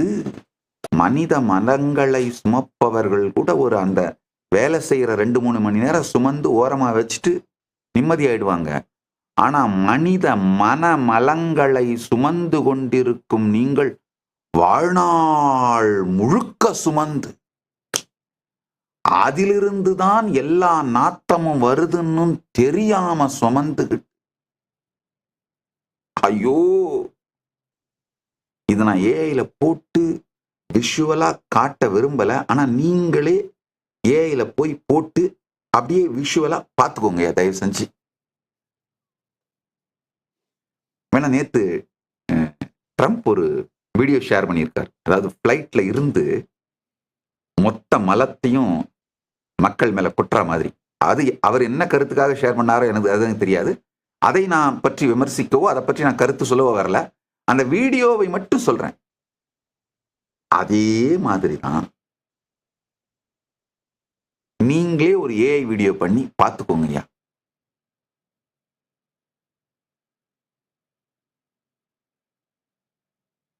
சமூகத்தின் கடலை மனக்கடல் என்று உங்கள் தலையில் சுமந்து கொண்டு அதுல மிகப்பெரிய கொடுமை என்னன்னா, அது நீங்கன்னு நினைச்சிட்டு இருக்கீங்க. அது நீங்க இல்லையா. யார் யாரோ உங்க மேல போட்டத அது பாட்டுக்கு ஓடிட்டு இருக்கு. அந்த ஓடுறத நீங்கன்னு தவறா உங்களோட அசோசியேட் பண்ணிக்கிறது தான் அகம். அது நீங்க இல்லைன்னு புரிஞ்சுக்கோங்க. அப்பா எவ்வளவு பெரிய நிம்மதி. நல்லா புரிஞ்சுக்கோங்க. நான் சொல்றேன் இப்ப இன்னைக்கு இந்த சத் சங்கத்துல 5 முக்கியமான சத்தியங்களை சொல்றேன். அடுத்து ஒண்ணு சொல்ல போறேன். இப்ப இந்த சத்தியங்களை புரிந்து கொண்டால் உடனடி ஜீவன் முக்தி. உங்களுக்குள்ள தொடர்ந்து ஓடிட்டே இருக்கிற உங்களுடைய மனம் நீங்கள் இல்லை. அது சொல்லுகின்ற வார்த்தைகள் உங்களுடையது இல்லை.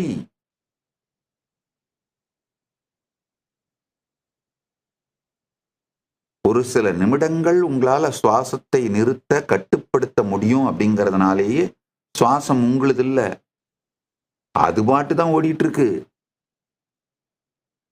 அதே மாதிரி ஒரு சில நிமிடங்கள் உங்கள் மனசுல நீங்க நினைக்கிற விரும்புற வார்த்தைகளை உருவாக்கிக்க முடியும் அப்படிங்கறதுனாலேயே மனம் நீங்கள் இல்ல, அது பாட்டு தான் ஓடிட்டு இருக்கு.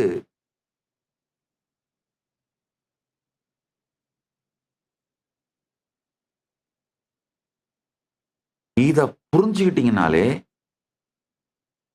உங்களுடைய மனம் என்கின்ற சமூக மலத்தின் மீது உங்களுக்கு இருக்கிற பொருந்தா காமம்.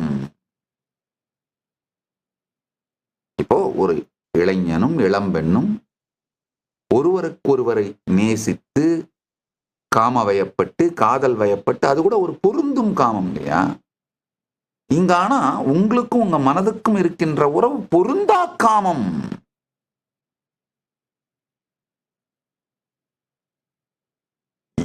எவனோ ஊர் பொதுக்க கூசுல போட்டுட்டு போன நரல்ங்கய்யா.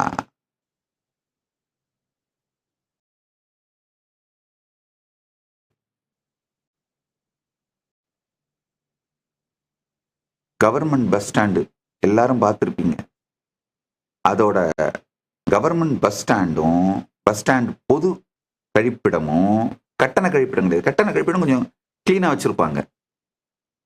பொது கழிப்பிடம் கட்டணம் இல்லாத அந்த பொது கழிப்பிடம் அதுவும் திருமணமும் ஒண்ணு.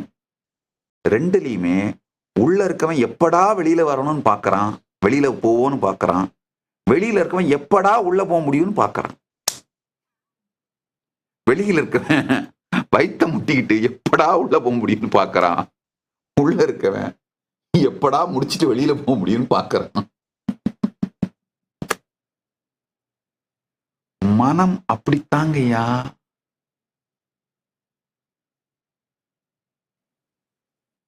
ஆழ்ந்து கேளுங்க.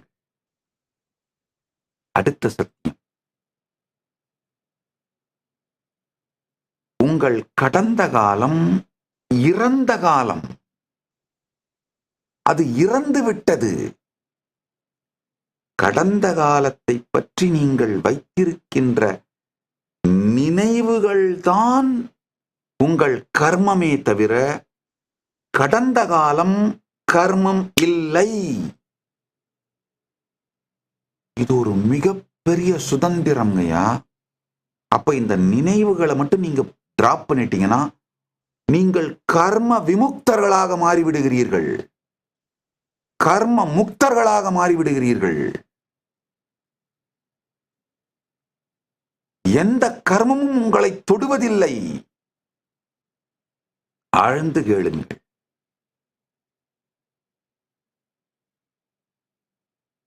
கடந்த காலம் இறந்த காலம். தமிழ் அதனால்தான் அருமையான வார்த்தை இறந்த காலம்யா.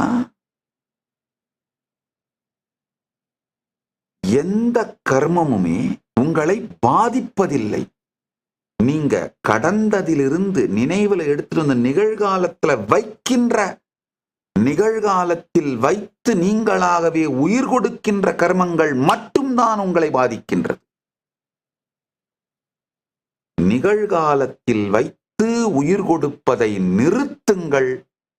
அந்த கர்மம் உங்களை பாதிப்பதில்லை. நான் சொல்லும் வார்த்தைக்கு நான் பொறுப்பு.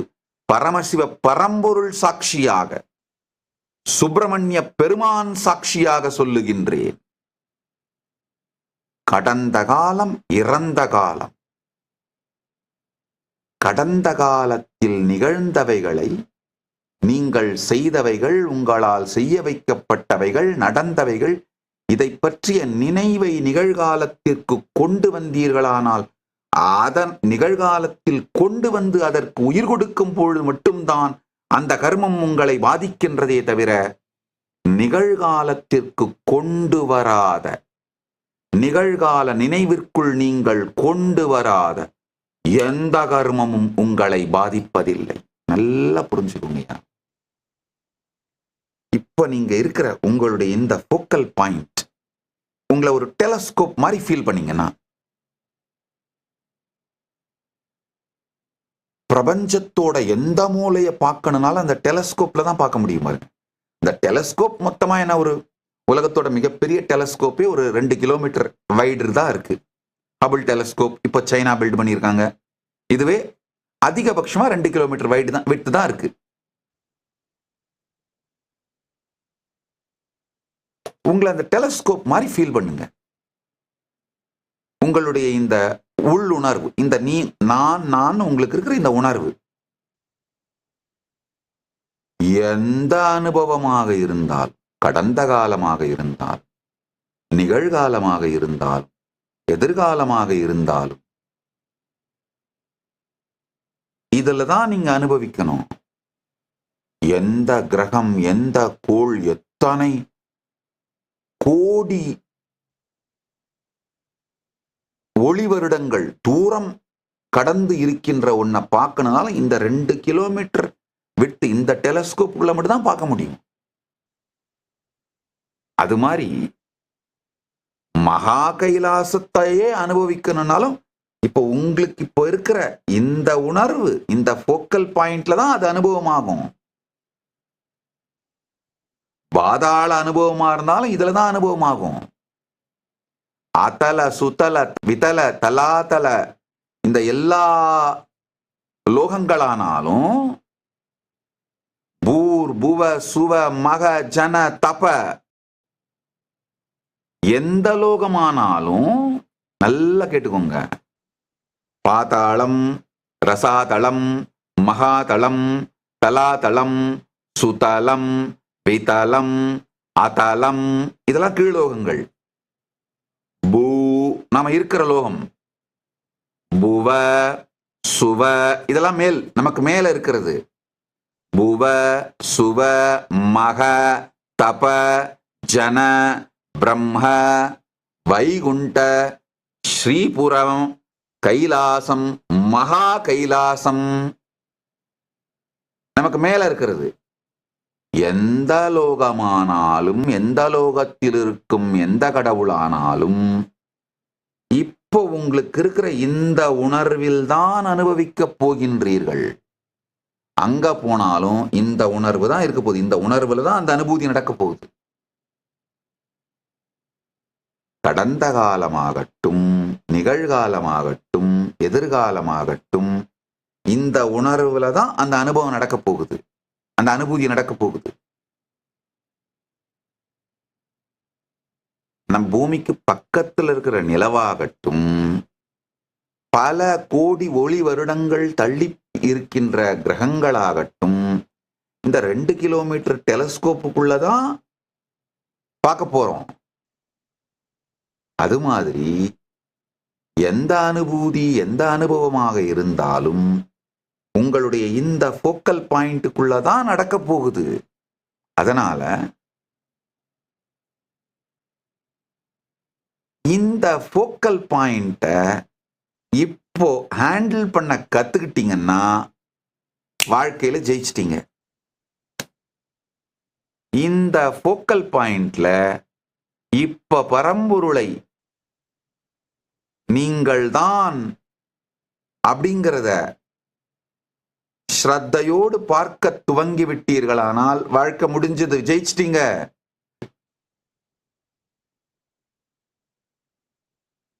நான் வேற வேற வேற வேற வார்த்தைகளை எல்லாம் வச்சு மெதுவா உங்களுக்கு புரியிற மாதிரி நாள் கணக்கா சொல்லிட்டு இருந்தனாலும் சத்தியம் இவ்வளவுதாங்கய்யா. ரொம்ப ரீசெண்டா ஒருத்தர் கைலாசத்துக்கு வந்து பிரம்மச்சரியம் எடுத்தார். அவர் என்கிட்ட கேட்ட கேள்வி,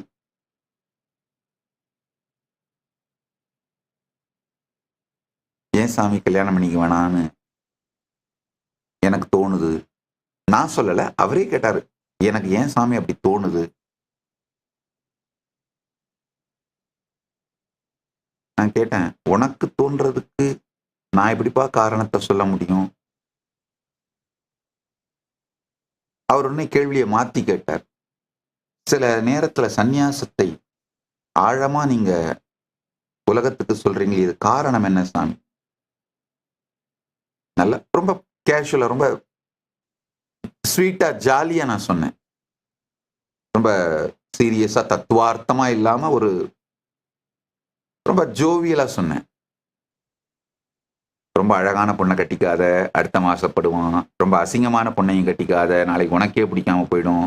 உன்னை விட உயரமா இருக்கிற பொண்ணை கட்டிக்காத, அவகிட்ட அண்ணாந்து பேசிய கழுத்து சுளிக்கிடும். குள்ளமா இருக்கிற பொண்ணை கட்டிக்காத, குனிஞ்ச தலை நிமிரவே முடியாது. குண்டான பொண்ணை கட்டிக்காத, அவ தீனிக்கும் உன் வருமானம் பத்தாது. ஒல்லியான பொண்ணை கட்டிக்காத, வீட்டுக்குள்ள எங்கன்னு போய் அவளை தேடுவ. அவளை ரொம்ப படிச்ச பொண்ணை கட்டிக்காத, உன்னை மதிக்கவே மாட்டா. அதுக்காக படிக்காத பொண்ணை கட்டிடாத, நீ சொல்றது அவளுக்கு ஒன்றும் புரியாது. தம்பி சொன்னது புரிஞ்சுதா? புரிஞ்சுது சாமி, நல்லாவே புரிஞ்சுது. டேய், கல்யாணமே பண்ணிக்காதுன்னு முதலியே சொல்லியிருக்கலாமே சாமி, அதுக்கு ஏன் சாமி இவ்வளோ பெரிய விளக்கம் சொன்னா? எவன்டா கேட்கறான்? அந்த தம்பி அதான் கேட்டாரு, நீங்க கல்யாணமே பண்ணிக்காதுன்னு சொல்லியிருக்கலாமே சாமி, ஏன் சாமி இவ்வளோ பெரிய விளக்கம்? நான் சொன்னேன், சொன்னா எவன்டா கேட்கறான்? மண்ணு மேல ஆசைப்பட்ட பல்வாள் தேவனும் செத்து போயிட்டான், பொண்ணு மேல ஆசைப்பட்ட பாகுபலியும் செத்து போயிட்டான், எது மேலையும் ஆசைப்படாத கட்டப்பா தான் கடைசி வரைக்கும் இருந்தான் பாருப்பா.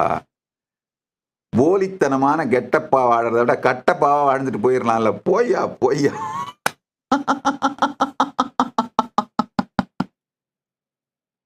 ரொம்ப கேஷுவலா நான் சொன்னேன். ஆக்சுவலா ரொம்ப தனிப்பட்ட விதத்துல நான் என்னுடைய சீடர்கள் அன்பர்களோட உட்கார்ந்து பேசும் பொழுதெல்லாம் ரொம்ப பெரிய சத்தியங்கள், பரம சத்தியங்களை பத்தி எல்லாம் ஜாஸ்தி பேச மாட்டேன். ரொம்ப கேஷுவலா, சாதாரணமா, ஜோக் மூலமா, நகைச்சுவைகள் மூலமா, துணுக்குகள் மூலமா, ஒரு சிம்பிளான வார்த்தைகள் மூலமா தான் சத்தியங்களை புரிய வச்சிருவேன்.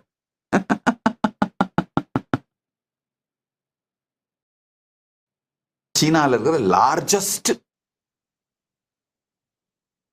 டெலஸ்கோப், அதோட டயாமீட்டர் 500 மீட்டர் தாங்கய்யா. மேக்சிமம் நான் வந்து 2 கிலோமீட்டர் ஏன் சொன்னா, எக்ஸ்டென்ஷன்ஸ் இப்போ ஃபிக்ஸ் பண்ணிட்டு இருக்காங்க, எக்ஸ்டெண்டடா பிளான் பண்ணிட்டு இருக்காங்க. அடுத்து ஒரு 3 ஆண்டுகளுக்கு பிறகு இனாகிரேட் பண்ற மாதிரி ஒன்று கட்டிட்டு இருக்காங்க, கன்ஸ்ட்ரக்ட் பண்ணிட்டு இருக்காங்க. அதோட டயாமீட்டர் வந்து 2 கிலோமீட்டரு. இப்போ ஃபங்க்ஷனலா இருக்கிறது வெறும் 500 மீட்டர் தாங்கய்யா. ஸோ எத்தனை கோடி ஒளியாண்டுகள் தள்ளி இருக்கின்ற கிரகத்தை பார்த்தாலும் இந்த 500 மீட்டருக்குள்ள தான் பார்க்கணும். அது மாதிரிதான் எந்த அனுபவமானாலும் சரி, சொந்த அனுபவமாக உங்களுக்கு நிகழணும்னா உங்களுடைய இந்த ஃபோக்கல் பாயிண்ட்ல தான் நிகழும். அதனால இந்த ஃபோக்கல் பாயிண்ட்ல இப்போ இருக்கிற இந்த ஃபோக்கல் பாயிண்ட கான்ஷியஸா, உயிர்ப்போடு பரமசத்தியத்தை இந்த ஃபோக்கல் பாயிண்ட்ல வச்சு பரமசத்தியத்தை வாழத் துவங்கினீர்களானால் வாழ்க்கையில ஜெயிச்சிட்டீங்க. வேற ஒன்னும் தேவையில்லைங்கயா. ஓ, இந்த பரமசத்தியத்தை நான் எப்பவும் நினைக்கணுமே, மறந்து போயிடுவேனே அப்படின்னு மறந்து போயிடுவேன்னு நீங்க கவலைப்படுறது எதிர்காலத்தை பத்தி இல்லாத ஒன்றத்தை இப்ப எடுத்துட்டு வந்து இப்ப இந்த நிகழ்காலத்தில் அதை அனுபவமாக்குகின்றீர்கள். ஏன் உங்களை நீங்களே மூலச்செலவு பண்றீங்க? மறந்து போயிடுவீங்கன்னு இப்ப நினைக்கிறீங்கல்ல, எதிர்காலமும் இப்பொழுதாகத்தானே வரப்போகுது. அப்ப நினைக்க போறீங்க, அவ்வளவுதான். ஒருத்தர் கமெண்ட் போட்டிருக்கீங்க, ஏன் தனியா உங்களோட பேசும்போது மட்டும் அவ்வளோ ஜோக்ஸ், கமெண்ட்ஸ், ஸ்டோரிஸா சொல்றீங்க? பொது வெளியில ரொம்ப ஆழமான தத்துவங்களையும் சித்தாந்தங்களையும் பேசும்பொழுது ஏன் பொது வெளியில அந்த மாதிரி சொல்ல மாட்டேங்கிறீங்க, ஜோக்ஸா சொல்ல மாட்டேங்கிறீங்கன்னு கேட்குறீங்க. ஐயா, முதல்லலாம் பொது வெளியிலையும் நிறைய ஜோக்ஸாவும் கமெண்ட்ஸாவும் தான் சொல்லிட்டு இருப்பேன். நான் இந்த சென்னை வெள்ளத்தை பத்தி இந்தியாவில் இருக்கும் பொழுது பேசின ஒரு வீடியோ, அதாவது தலைவர்கள் மாறிக்கிட்டே இருக்காங்க, ஆனா வெள்ளத்தினால் வருகின்ற பிரச்சனை தீரலை அப்படிங்கிறத பத்தி நான் பல ஆண்டுகளுக்கு முன்னாடி இந்தியாவில் இருக்கும்போது பேசினேன். அதாவது காரணம் என்னன்னா, தண்ணியோட வீட்டுல நாம வீடு கட்டினதுனால தண்ணி நம்ம வீட்டுக்குள்ள வீடு கட்டுது அப்படின்னு சொல்லியிருந்தேன். இன்னமும் சென்னை வெள்ளம் வந்தா யாராவது ஒருத்தர் இந்த வீடியோ எடுத்து கட் பண்ணி மீம்ஸா போட்டு விட்டுறாங்க. அது நான் ஏதோ இப்ப பேசின மாதிரி இப்ப இருக்கிறவங்க என் மீது கோபத்தை திருப்பக்கூடாதுன்ற இந்த ஒரு பெரிய பிரச்சனை இருக்குங்கய்யா. அதனாலதான் அனாவசியமா எந்த உள்நாட்டு விவகாரங்களை பற்றியும் நான் கருத்து சொல்லக்கூடாது, கருத்து சொல்ல மாட்டேன். தார்மீகமா இதுதான் சரி. இந்த சென்னை வெள்ளம் பத்தி நான் பேசின வீடியோ எப்பவோ பேசினது. ஆனா அதை எடுத்து இப்ப திரும்ப திரும்ப இப்ப மீம்ஸ் போட்டு நான் இப்ப பேசின மாதிரியே போட்டு விட்டு ஏதாவது ஒரு ஒம்புல சிக்க வைக்கலான்னே பார்த்துட்டு இருக்காங்க.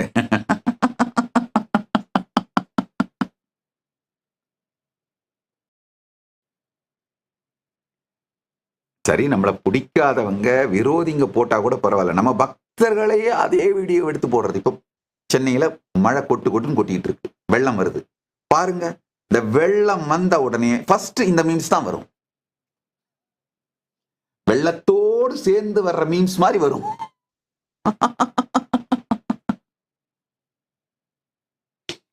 வெள்ளம், சென்னை வெள்ளம் ட்ரெண்ட் ஆச்சுனாலே சோசியல் மீடியால இந்த மீம்ஸ் தான் ட்ரெண்ட் ஆகும்.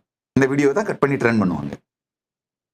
இந்த மாதிரி அன்னெசரியான சங்கடங்கள் வர வேண்டாங்கிறதுக்காக தான், இந்த தர்ம சங்கடங்கள் வர வேண்டாங்கிறதுக்காக தான் இந்த மாதிரி கேஷுவலா கமெண்ட் அடிக்கிறத பொது வெளியில வைக்காம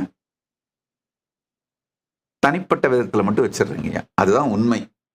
இல்லைன்னா என்னுடைய பர்சனாலிட்டி பார்த்தீங்கன்னா, என்னுடைய இயற்கை சுபாவத்தின்படி ரொம்ப ஜாய்ஃபுல்லா, ஸ்வீட்டா, கேஷுவலா, ஜோவியலா,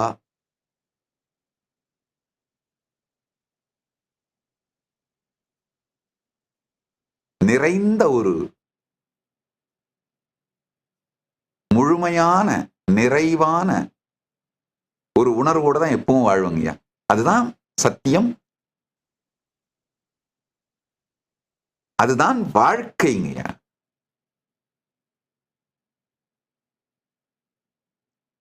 உங்கள் மொழியையும் மனத்தையும் வெளி உலகத்தோடு தொடர்பு கொள்ளும் பொழுது அது தேவைப்படுற மாதிரி உபயோகப்படுத்துறதில் தப்பில்லை. உள்ளுக்குள்ள நீங்கள் அது இல்லை என்கிற தெளிவை மட்டும் வைத்திருங்கள். அதாவது நீங்கள் அல்லாத உங்கள் மனத்தை நீங்கள்னு சொந்தம் கொண்டாடுவதற்கு பேர் தான் ஆகம். இங்க அருணகிரிநாத பெருமான் ஆகம்னு சொல்ற, அகம்ன்ற வார்த்தையால் அதைத்தான் சொல்றாரு. அகம்னு அருணகிரிநாத பெருமான் சொல்ற வார்த்தைக்கு அதுதான் பொருள்.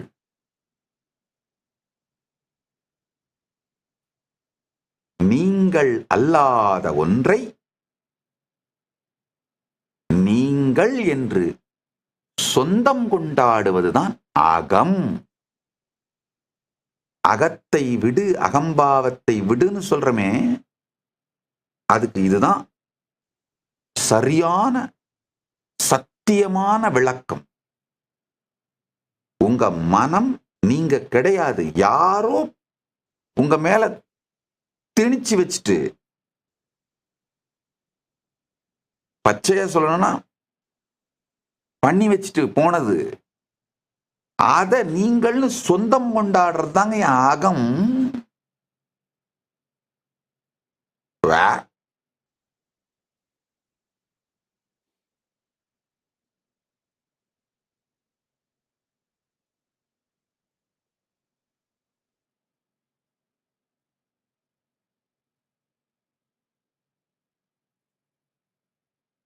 இத ஏஐல போட்டு ஒரு அழகான ஏஐ பிக்சரா டெவலப் பண்ணி, அதாவது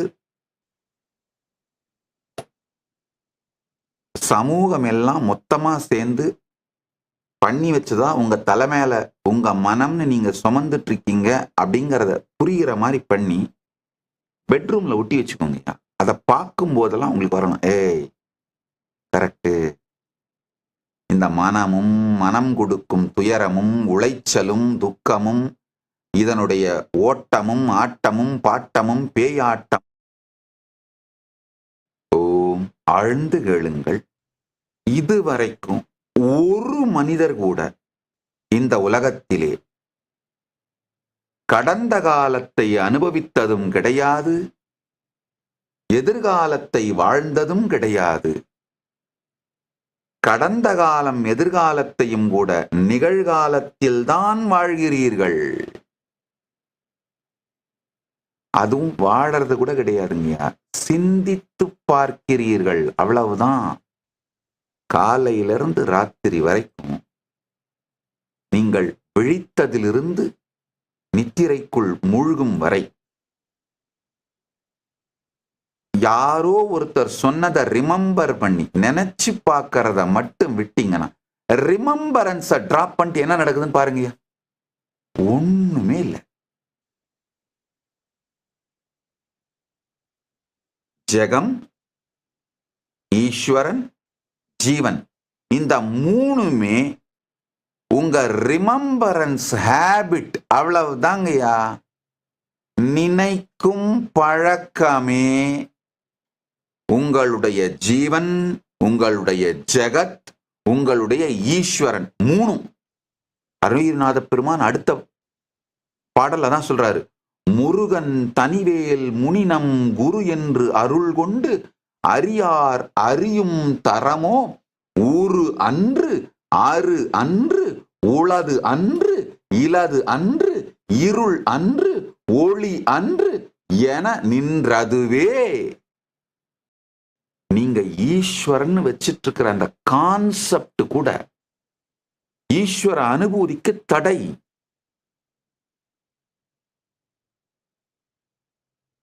நல்ல கேளுங்கயா. முருகன் தனிவேல் முனி நம் குரு என்று அருள் கொண்டு அறியார் அறியும் தரமோ ஊறு அன்று ஆறு அன்று உளதன்று இலதன்று இருள் அன்று ஒளி அன்று என நின்றதுவே. கடவுளை பத்தி, முருகனை பத்தி கூட நீங்க வச்சிருக்கிற கான்செப்ட், அந்த நினைத்து பார்க்கின்ற எண்ண ஓட்ட மன ஓட்ட தொகுப்பினால் நீங்கள் வைத்திருக்கின்ற கருத்தை விடுங்கள். ஜீவன், ஈஸ்வரன், ஜெகத், இந்த மூன்றை பற்றிய உங்களுடைய அனுபவமே உங்கள் நினைத்து பார்க்கிற ஹேபிட், அவ்வளவுதாங்கய்யா. உண்மையில பாத்தீங்கன்னா உங்க மொத்த ரியாலிட்டியுமே உங்க ஹேபிட்டுங்க, அவ்வளவுதாங்க. உங்க உடம்பு என்ன, உங்களுடைய ஹேபிட்டோட தொகுப்பு. ஹேபிட்டை மாத்தினா உடம்பு மாறும்.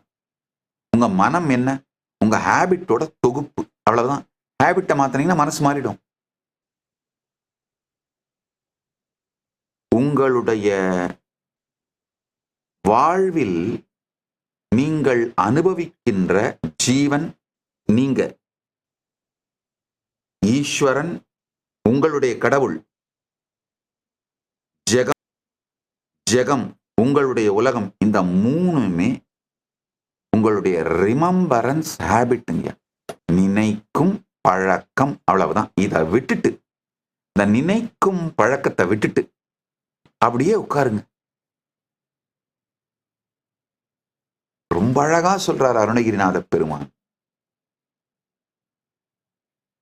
முருகன் தனிவேல் முனினம் குரு என்று அருள் கொண்டு அறியார் அறியும் தரமோ ஊரு அன்று ஆறு அன்று உளதன்று இளதன்று இருள் அன்று ஒளி அன்று என நின்றதுவே. 13வது பாடல்ல சொல்றாரு. கொஞ்சம் ஜம்ப் பண்ணி 13வது பாடலுக்கு போனா பரவாயில்ல, அது அந்த சத்தியம் உங்களுக்கு சொல்ல வேண்டும்ங்கிறதுனால 13வது பாடலை எடுத்து கோட் பண்றேன். நான் இங்க வரிசையா போகலைங்கய்யா. அந்த சத்தியங்களுக்கு ஏற்றார் போல, உங்களுக்கு புரிய வேண்டிய சத்தியங்களுக்கு ஏற்றார் போல எடுத்து கையாளுறேன். ஆழ்ந்து கேளுங்க. ரிமம்பரிங் ஹேபிட்டை விட்டுட்டு உட்காருங்க. என்ன நடக்குதுன்னு பாருங்க. ரிமம்பரிங் ஹேபிட்டை, நினைக்கும் பழக்கம் விட்டு அமர. ஏன்னா நினைக்கும் பழக்கம் உங்களுடையது அல்ல, உங்கள் மீது திணிக்கப்பட்டதுன்ற வார்த்தை கூட டீசென்டான வார்த்தை, நாகரிகமான வார்த்தை. அந்த நாகரிகமான வார்த்தையை நான் கையாள விரும்பவில்லை. உங்கள் மீது பட்டது, உங்கள் மீது கழிக்கப்பட்டது. நினைக்கும் பழக்கம் உங்கள் மீது கழிக்கப்பட்டது, விட்டொழிக்கப்பட வேண்டியது.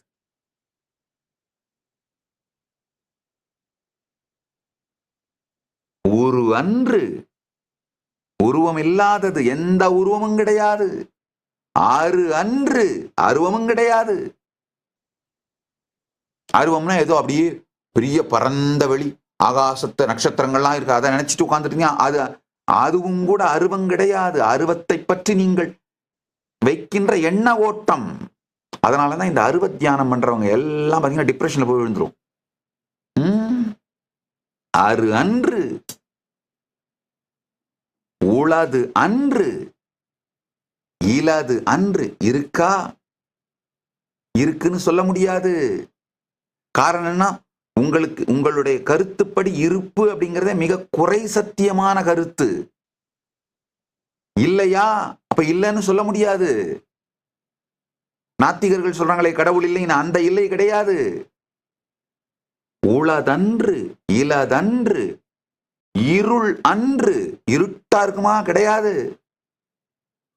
ஒளி அன்றுன்னு சொல்றாருங்கய்யா. ஒரு படி மேல போய் ஒளி கூட கிடையாது. சும்மா அப்படியே ஒளியை, பெரும் பிரகாசத்தை தியானிக்கலாமா? ஒளியும் கிடையாது. இந்த எல்லாமாகவும் நினைச்சு பார்க்கிற பழக்கத்தை விட்டுட்டு உட்காரு.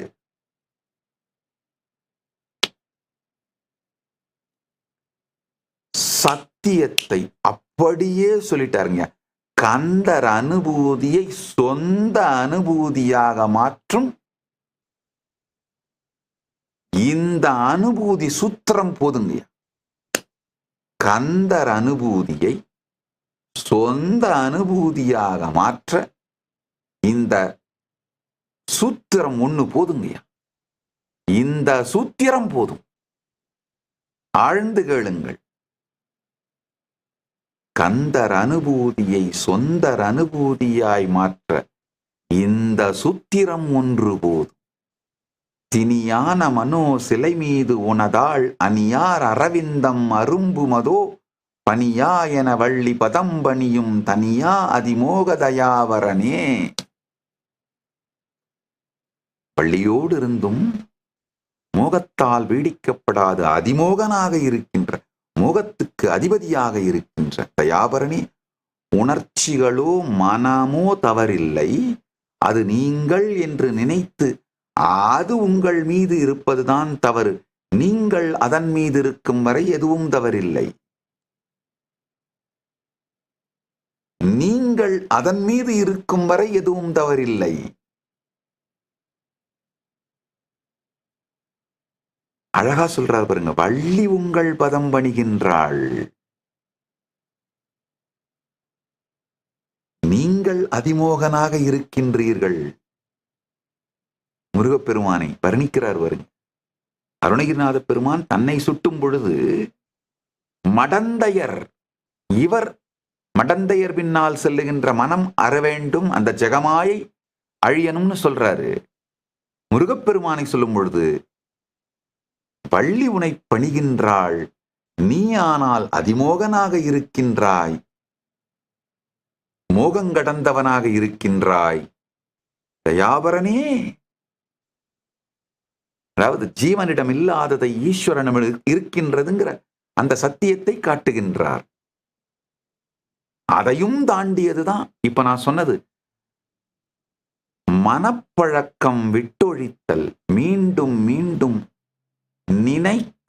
நினைக்கும் பழக்கம் விடுதல், நினைத்து பார்க்கின்ற எல்லாமே அனுபவத்திற்கு தடை. நினைக்கும் எல்லாம் அனுபவ தடை. நினைத்து பார்க்கின்ற எல்லாமே அனுபூதிக்கு தடை. ஆழ்ந்து கேடுங்கள். கெடுவாய் மனனே கதிகேள், மனமே கெட்டொழி. கெடுவாய் நீ, நான் அல்ல. நான் என்று இவ்வளவு நாள் உன்னை பற்றி இருந்தது என் மடமை, மாடை, அகம். கெடுவாய் மனனே கதிகேள், சத்தியத்தை கேள். கதினா சத்தியம், பரமசத்தியம், பரமகதி, குறிக்கோள், நிலை. கதி கேள். கரவாது இடுவாய், வடிவேல் இறைதாள் நினைவாய், சுடுவாய் நெடுவே தனைதூள் படவே, விடுவாய் விடுவாய் வினையாவையுமே. கரவாது இடுவாய், இந்த வார்த்தைக்கு பல விளக்கங்கள் சொல்லலாம். கேட்காமல் கொடு. ஒரு பிக்ஷை எடுப்பவர் கேட்கறதுக்கு முன்னாடி கொடு அப்படின்ற அர்த்தமும் சொல்லலாம். அது ஒரு தர்மம் அப்படிங்கிற நிலையில கரவாது இடுவாய்னா யாரும் கேட்காமலே இந்த மனத்தை விட்டு விடு. விடு, இடுவாய், இருக்கின்ற அனைத்தையும் இடுவாய். கரவாது இடுவாய், வடிவேல் இறைதாள் நினைவாய், சுடுவாய் நெடுவே தனைதூள் படவே, விடுவாய் விடுவாய் வினையாவையுமே. நினைந்து பார்க்கின்ற பழக்கத்தை விடுவாய். கரவாது இடுவாய் அப்படிங்கிற வார்த்தைக்கு நினைக்கும் பழக்கத்தை விடுவாய். நினைக்கும் பழக்கத்தை விடுவாய். ஆழ்ந்து கேளுங்கள். 12வது பாடலிலே சொல்றார், செம்மான் மகளை திருடும் திருடன், பெம்மான் முருகன் பிறவான் இரவான், சும்மா இரு சொல் அற என்றலுமே, அம்மா பொருள் ஒன்றும் அறிந்திலனே.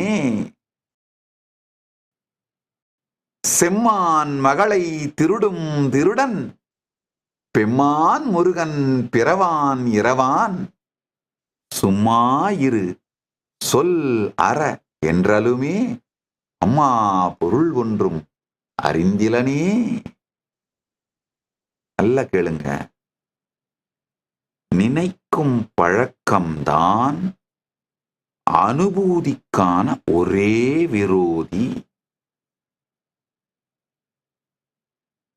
ஜீவனானாலும் ஜெகமானாலும் ஈசனானாலும் ஜீவேஸ்வர ஜெகத் எனும் இந்த மூன்றும், பசுபதி பாசம் எனும் மூன்றும் நினைவு பழக்கமே.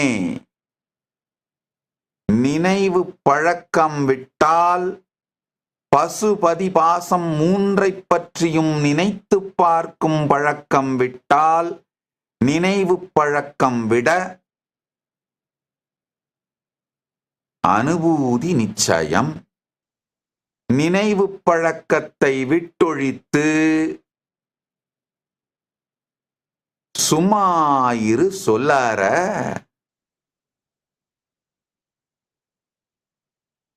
அனுபூதி நிச்சயம் அமரும் பதிகேள் அகம் ஆம் எனும் இப்பிமரம் கெட மெய்ப்பொருள் பேசியவா குமரன் கிரிராச குமாரி மகன் சமரம் பெருதான் அவனாசகனே.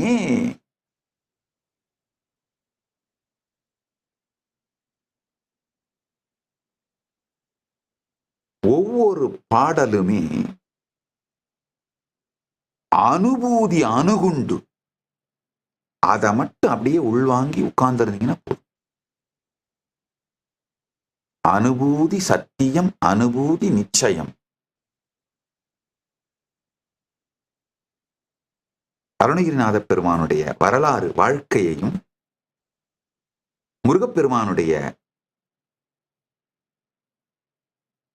புராணம், அவரை பற்றி சொல்லப்படும் புராண கதைகள் இரண்டையும் விளக்கணும்னு நினைச்சிட்டு இருக்கிறேன். அடுத்தடுத்த சத்சங்கங்கள் எங்கெங்க வேணுமோ அங்கங்க எடுத்து விளக்குறேன். கொஞ்சம் ஆழ்ந்து கேளுங்க. இன்னைக்கு சொன்ன இந்த 5 சத்தியங்களை உள்வாங்குங்கள். முடிஞ்சா இந்த சத் சங்கத்தை இன்னொரு தடவை உட்கார்ந்து பொறுமையா கேளுங்க. மொத்தமா இன்றைய சத் சங்கத்தோட சாரம் நினைவு பழக்கம் தவிர. நினைத்தலும் எண்ணுதலும் சொல்லலும் உலகத்தோடு உறவாட உபயோகமாகலாம். ஆனால் அனுபூதிக்கு ஒரே விரோதி. பதி பசு பாசம் எனும் 3 தவிர, ஜீவ ஈஸ்வர ஜெகத் எனும் 3 தவிர, இவை அனைத்தை பற்றியும் நினைத்து பார்த்தல் விட்டு இந்த உலகம் சம்பந்தமான எல்லாமும், உங்களை பற்றிய எல்லாமும், ஈசனை பற்றிய எல்லாம், எல்லா நினைவுகளும் எல்லாமே இங்கயா நினைத்து பார்த்தல் தான். நீங்க என்னவோ இந்த உலகத்தை உங்களுக்கு நீங்க அனுபவிக்கிற மாதிரி நினைக்கிறீங்க, உங்களை நீங்க அனுபவிக்கிற மாதிரி நினைக்கிறீங்க, இந்த ஈசனை நீங்க அனுபவிக்கிற மாதிரி நினைக்கிறீங்க. நீங்க அனுபவம்னு சொல்லிக்கிற எல்லாமே வெறுமனே இந்த நினைத்து பார்த்தல் தான், வேற ஒண்ணுமே இல்லை. நினைத்து பார்க்கும் பழக்கம் விட்டு இரு. சும்மா இரு சொல்லற. இதுதான் இன்றைய சத்சங்கத்தின் சாரம்.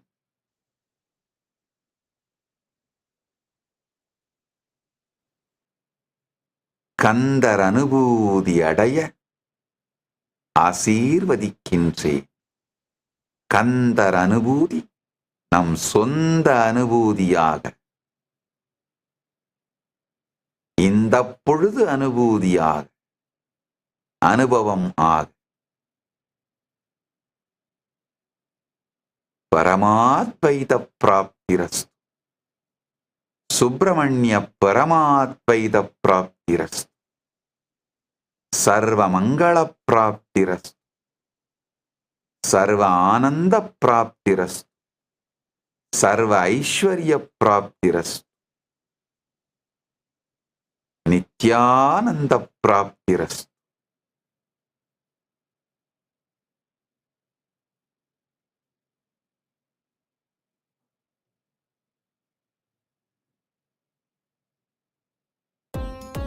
Nityanandam, thank you for watching, and if you found the video enlightening, please give it a like, share it with your loved ones, and subscribe to stay connected with us. Don't forget to click the bell icon to receive the notifications.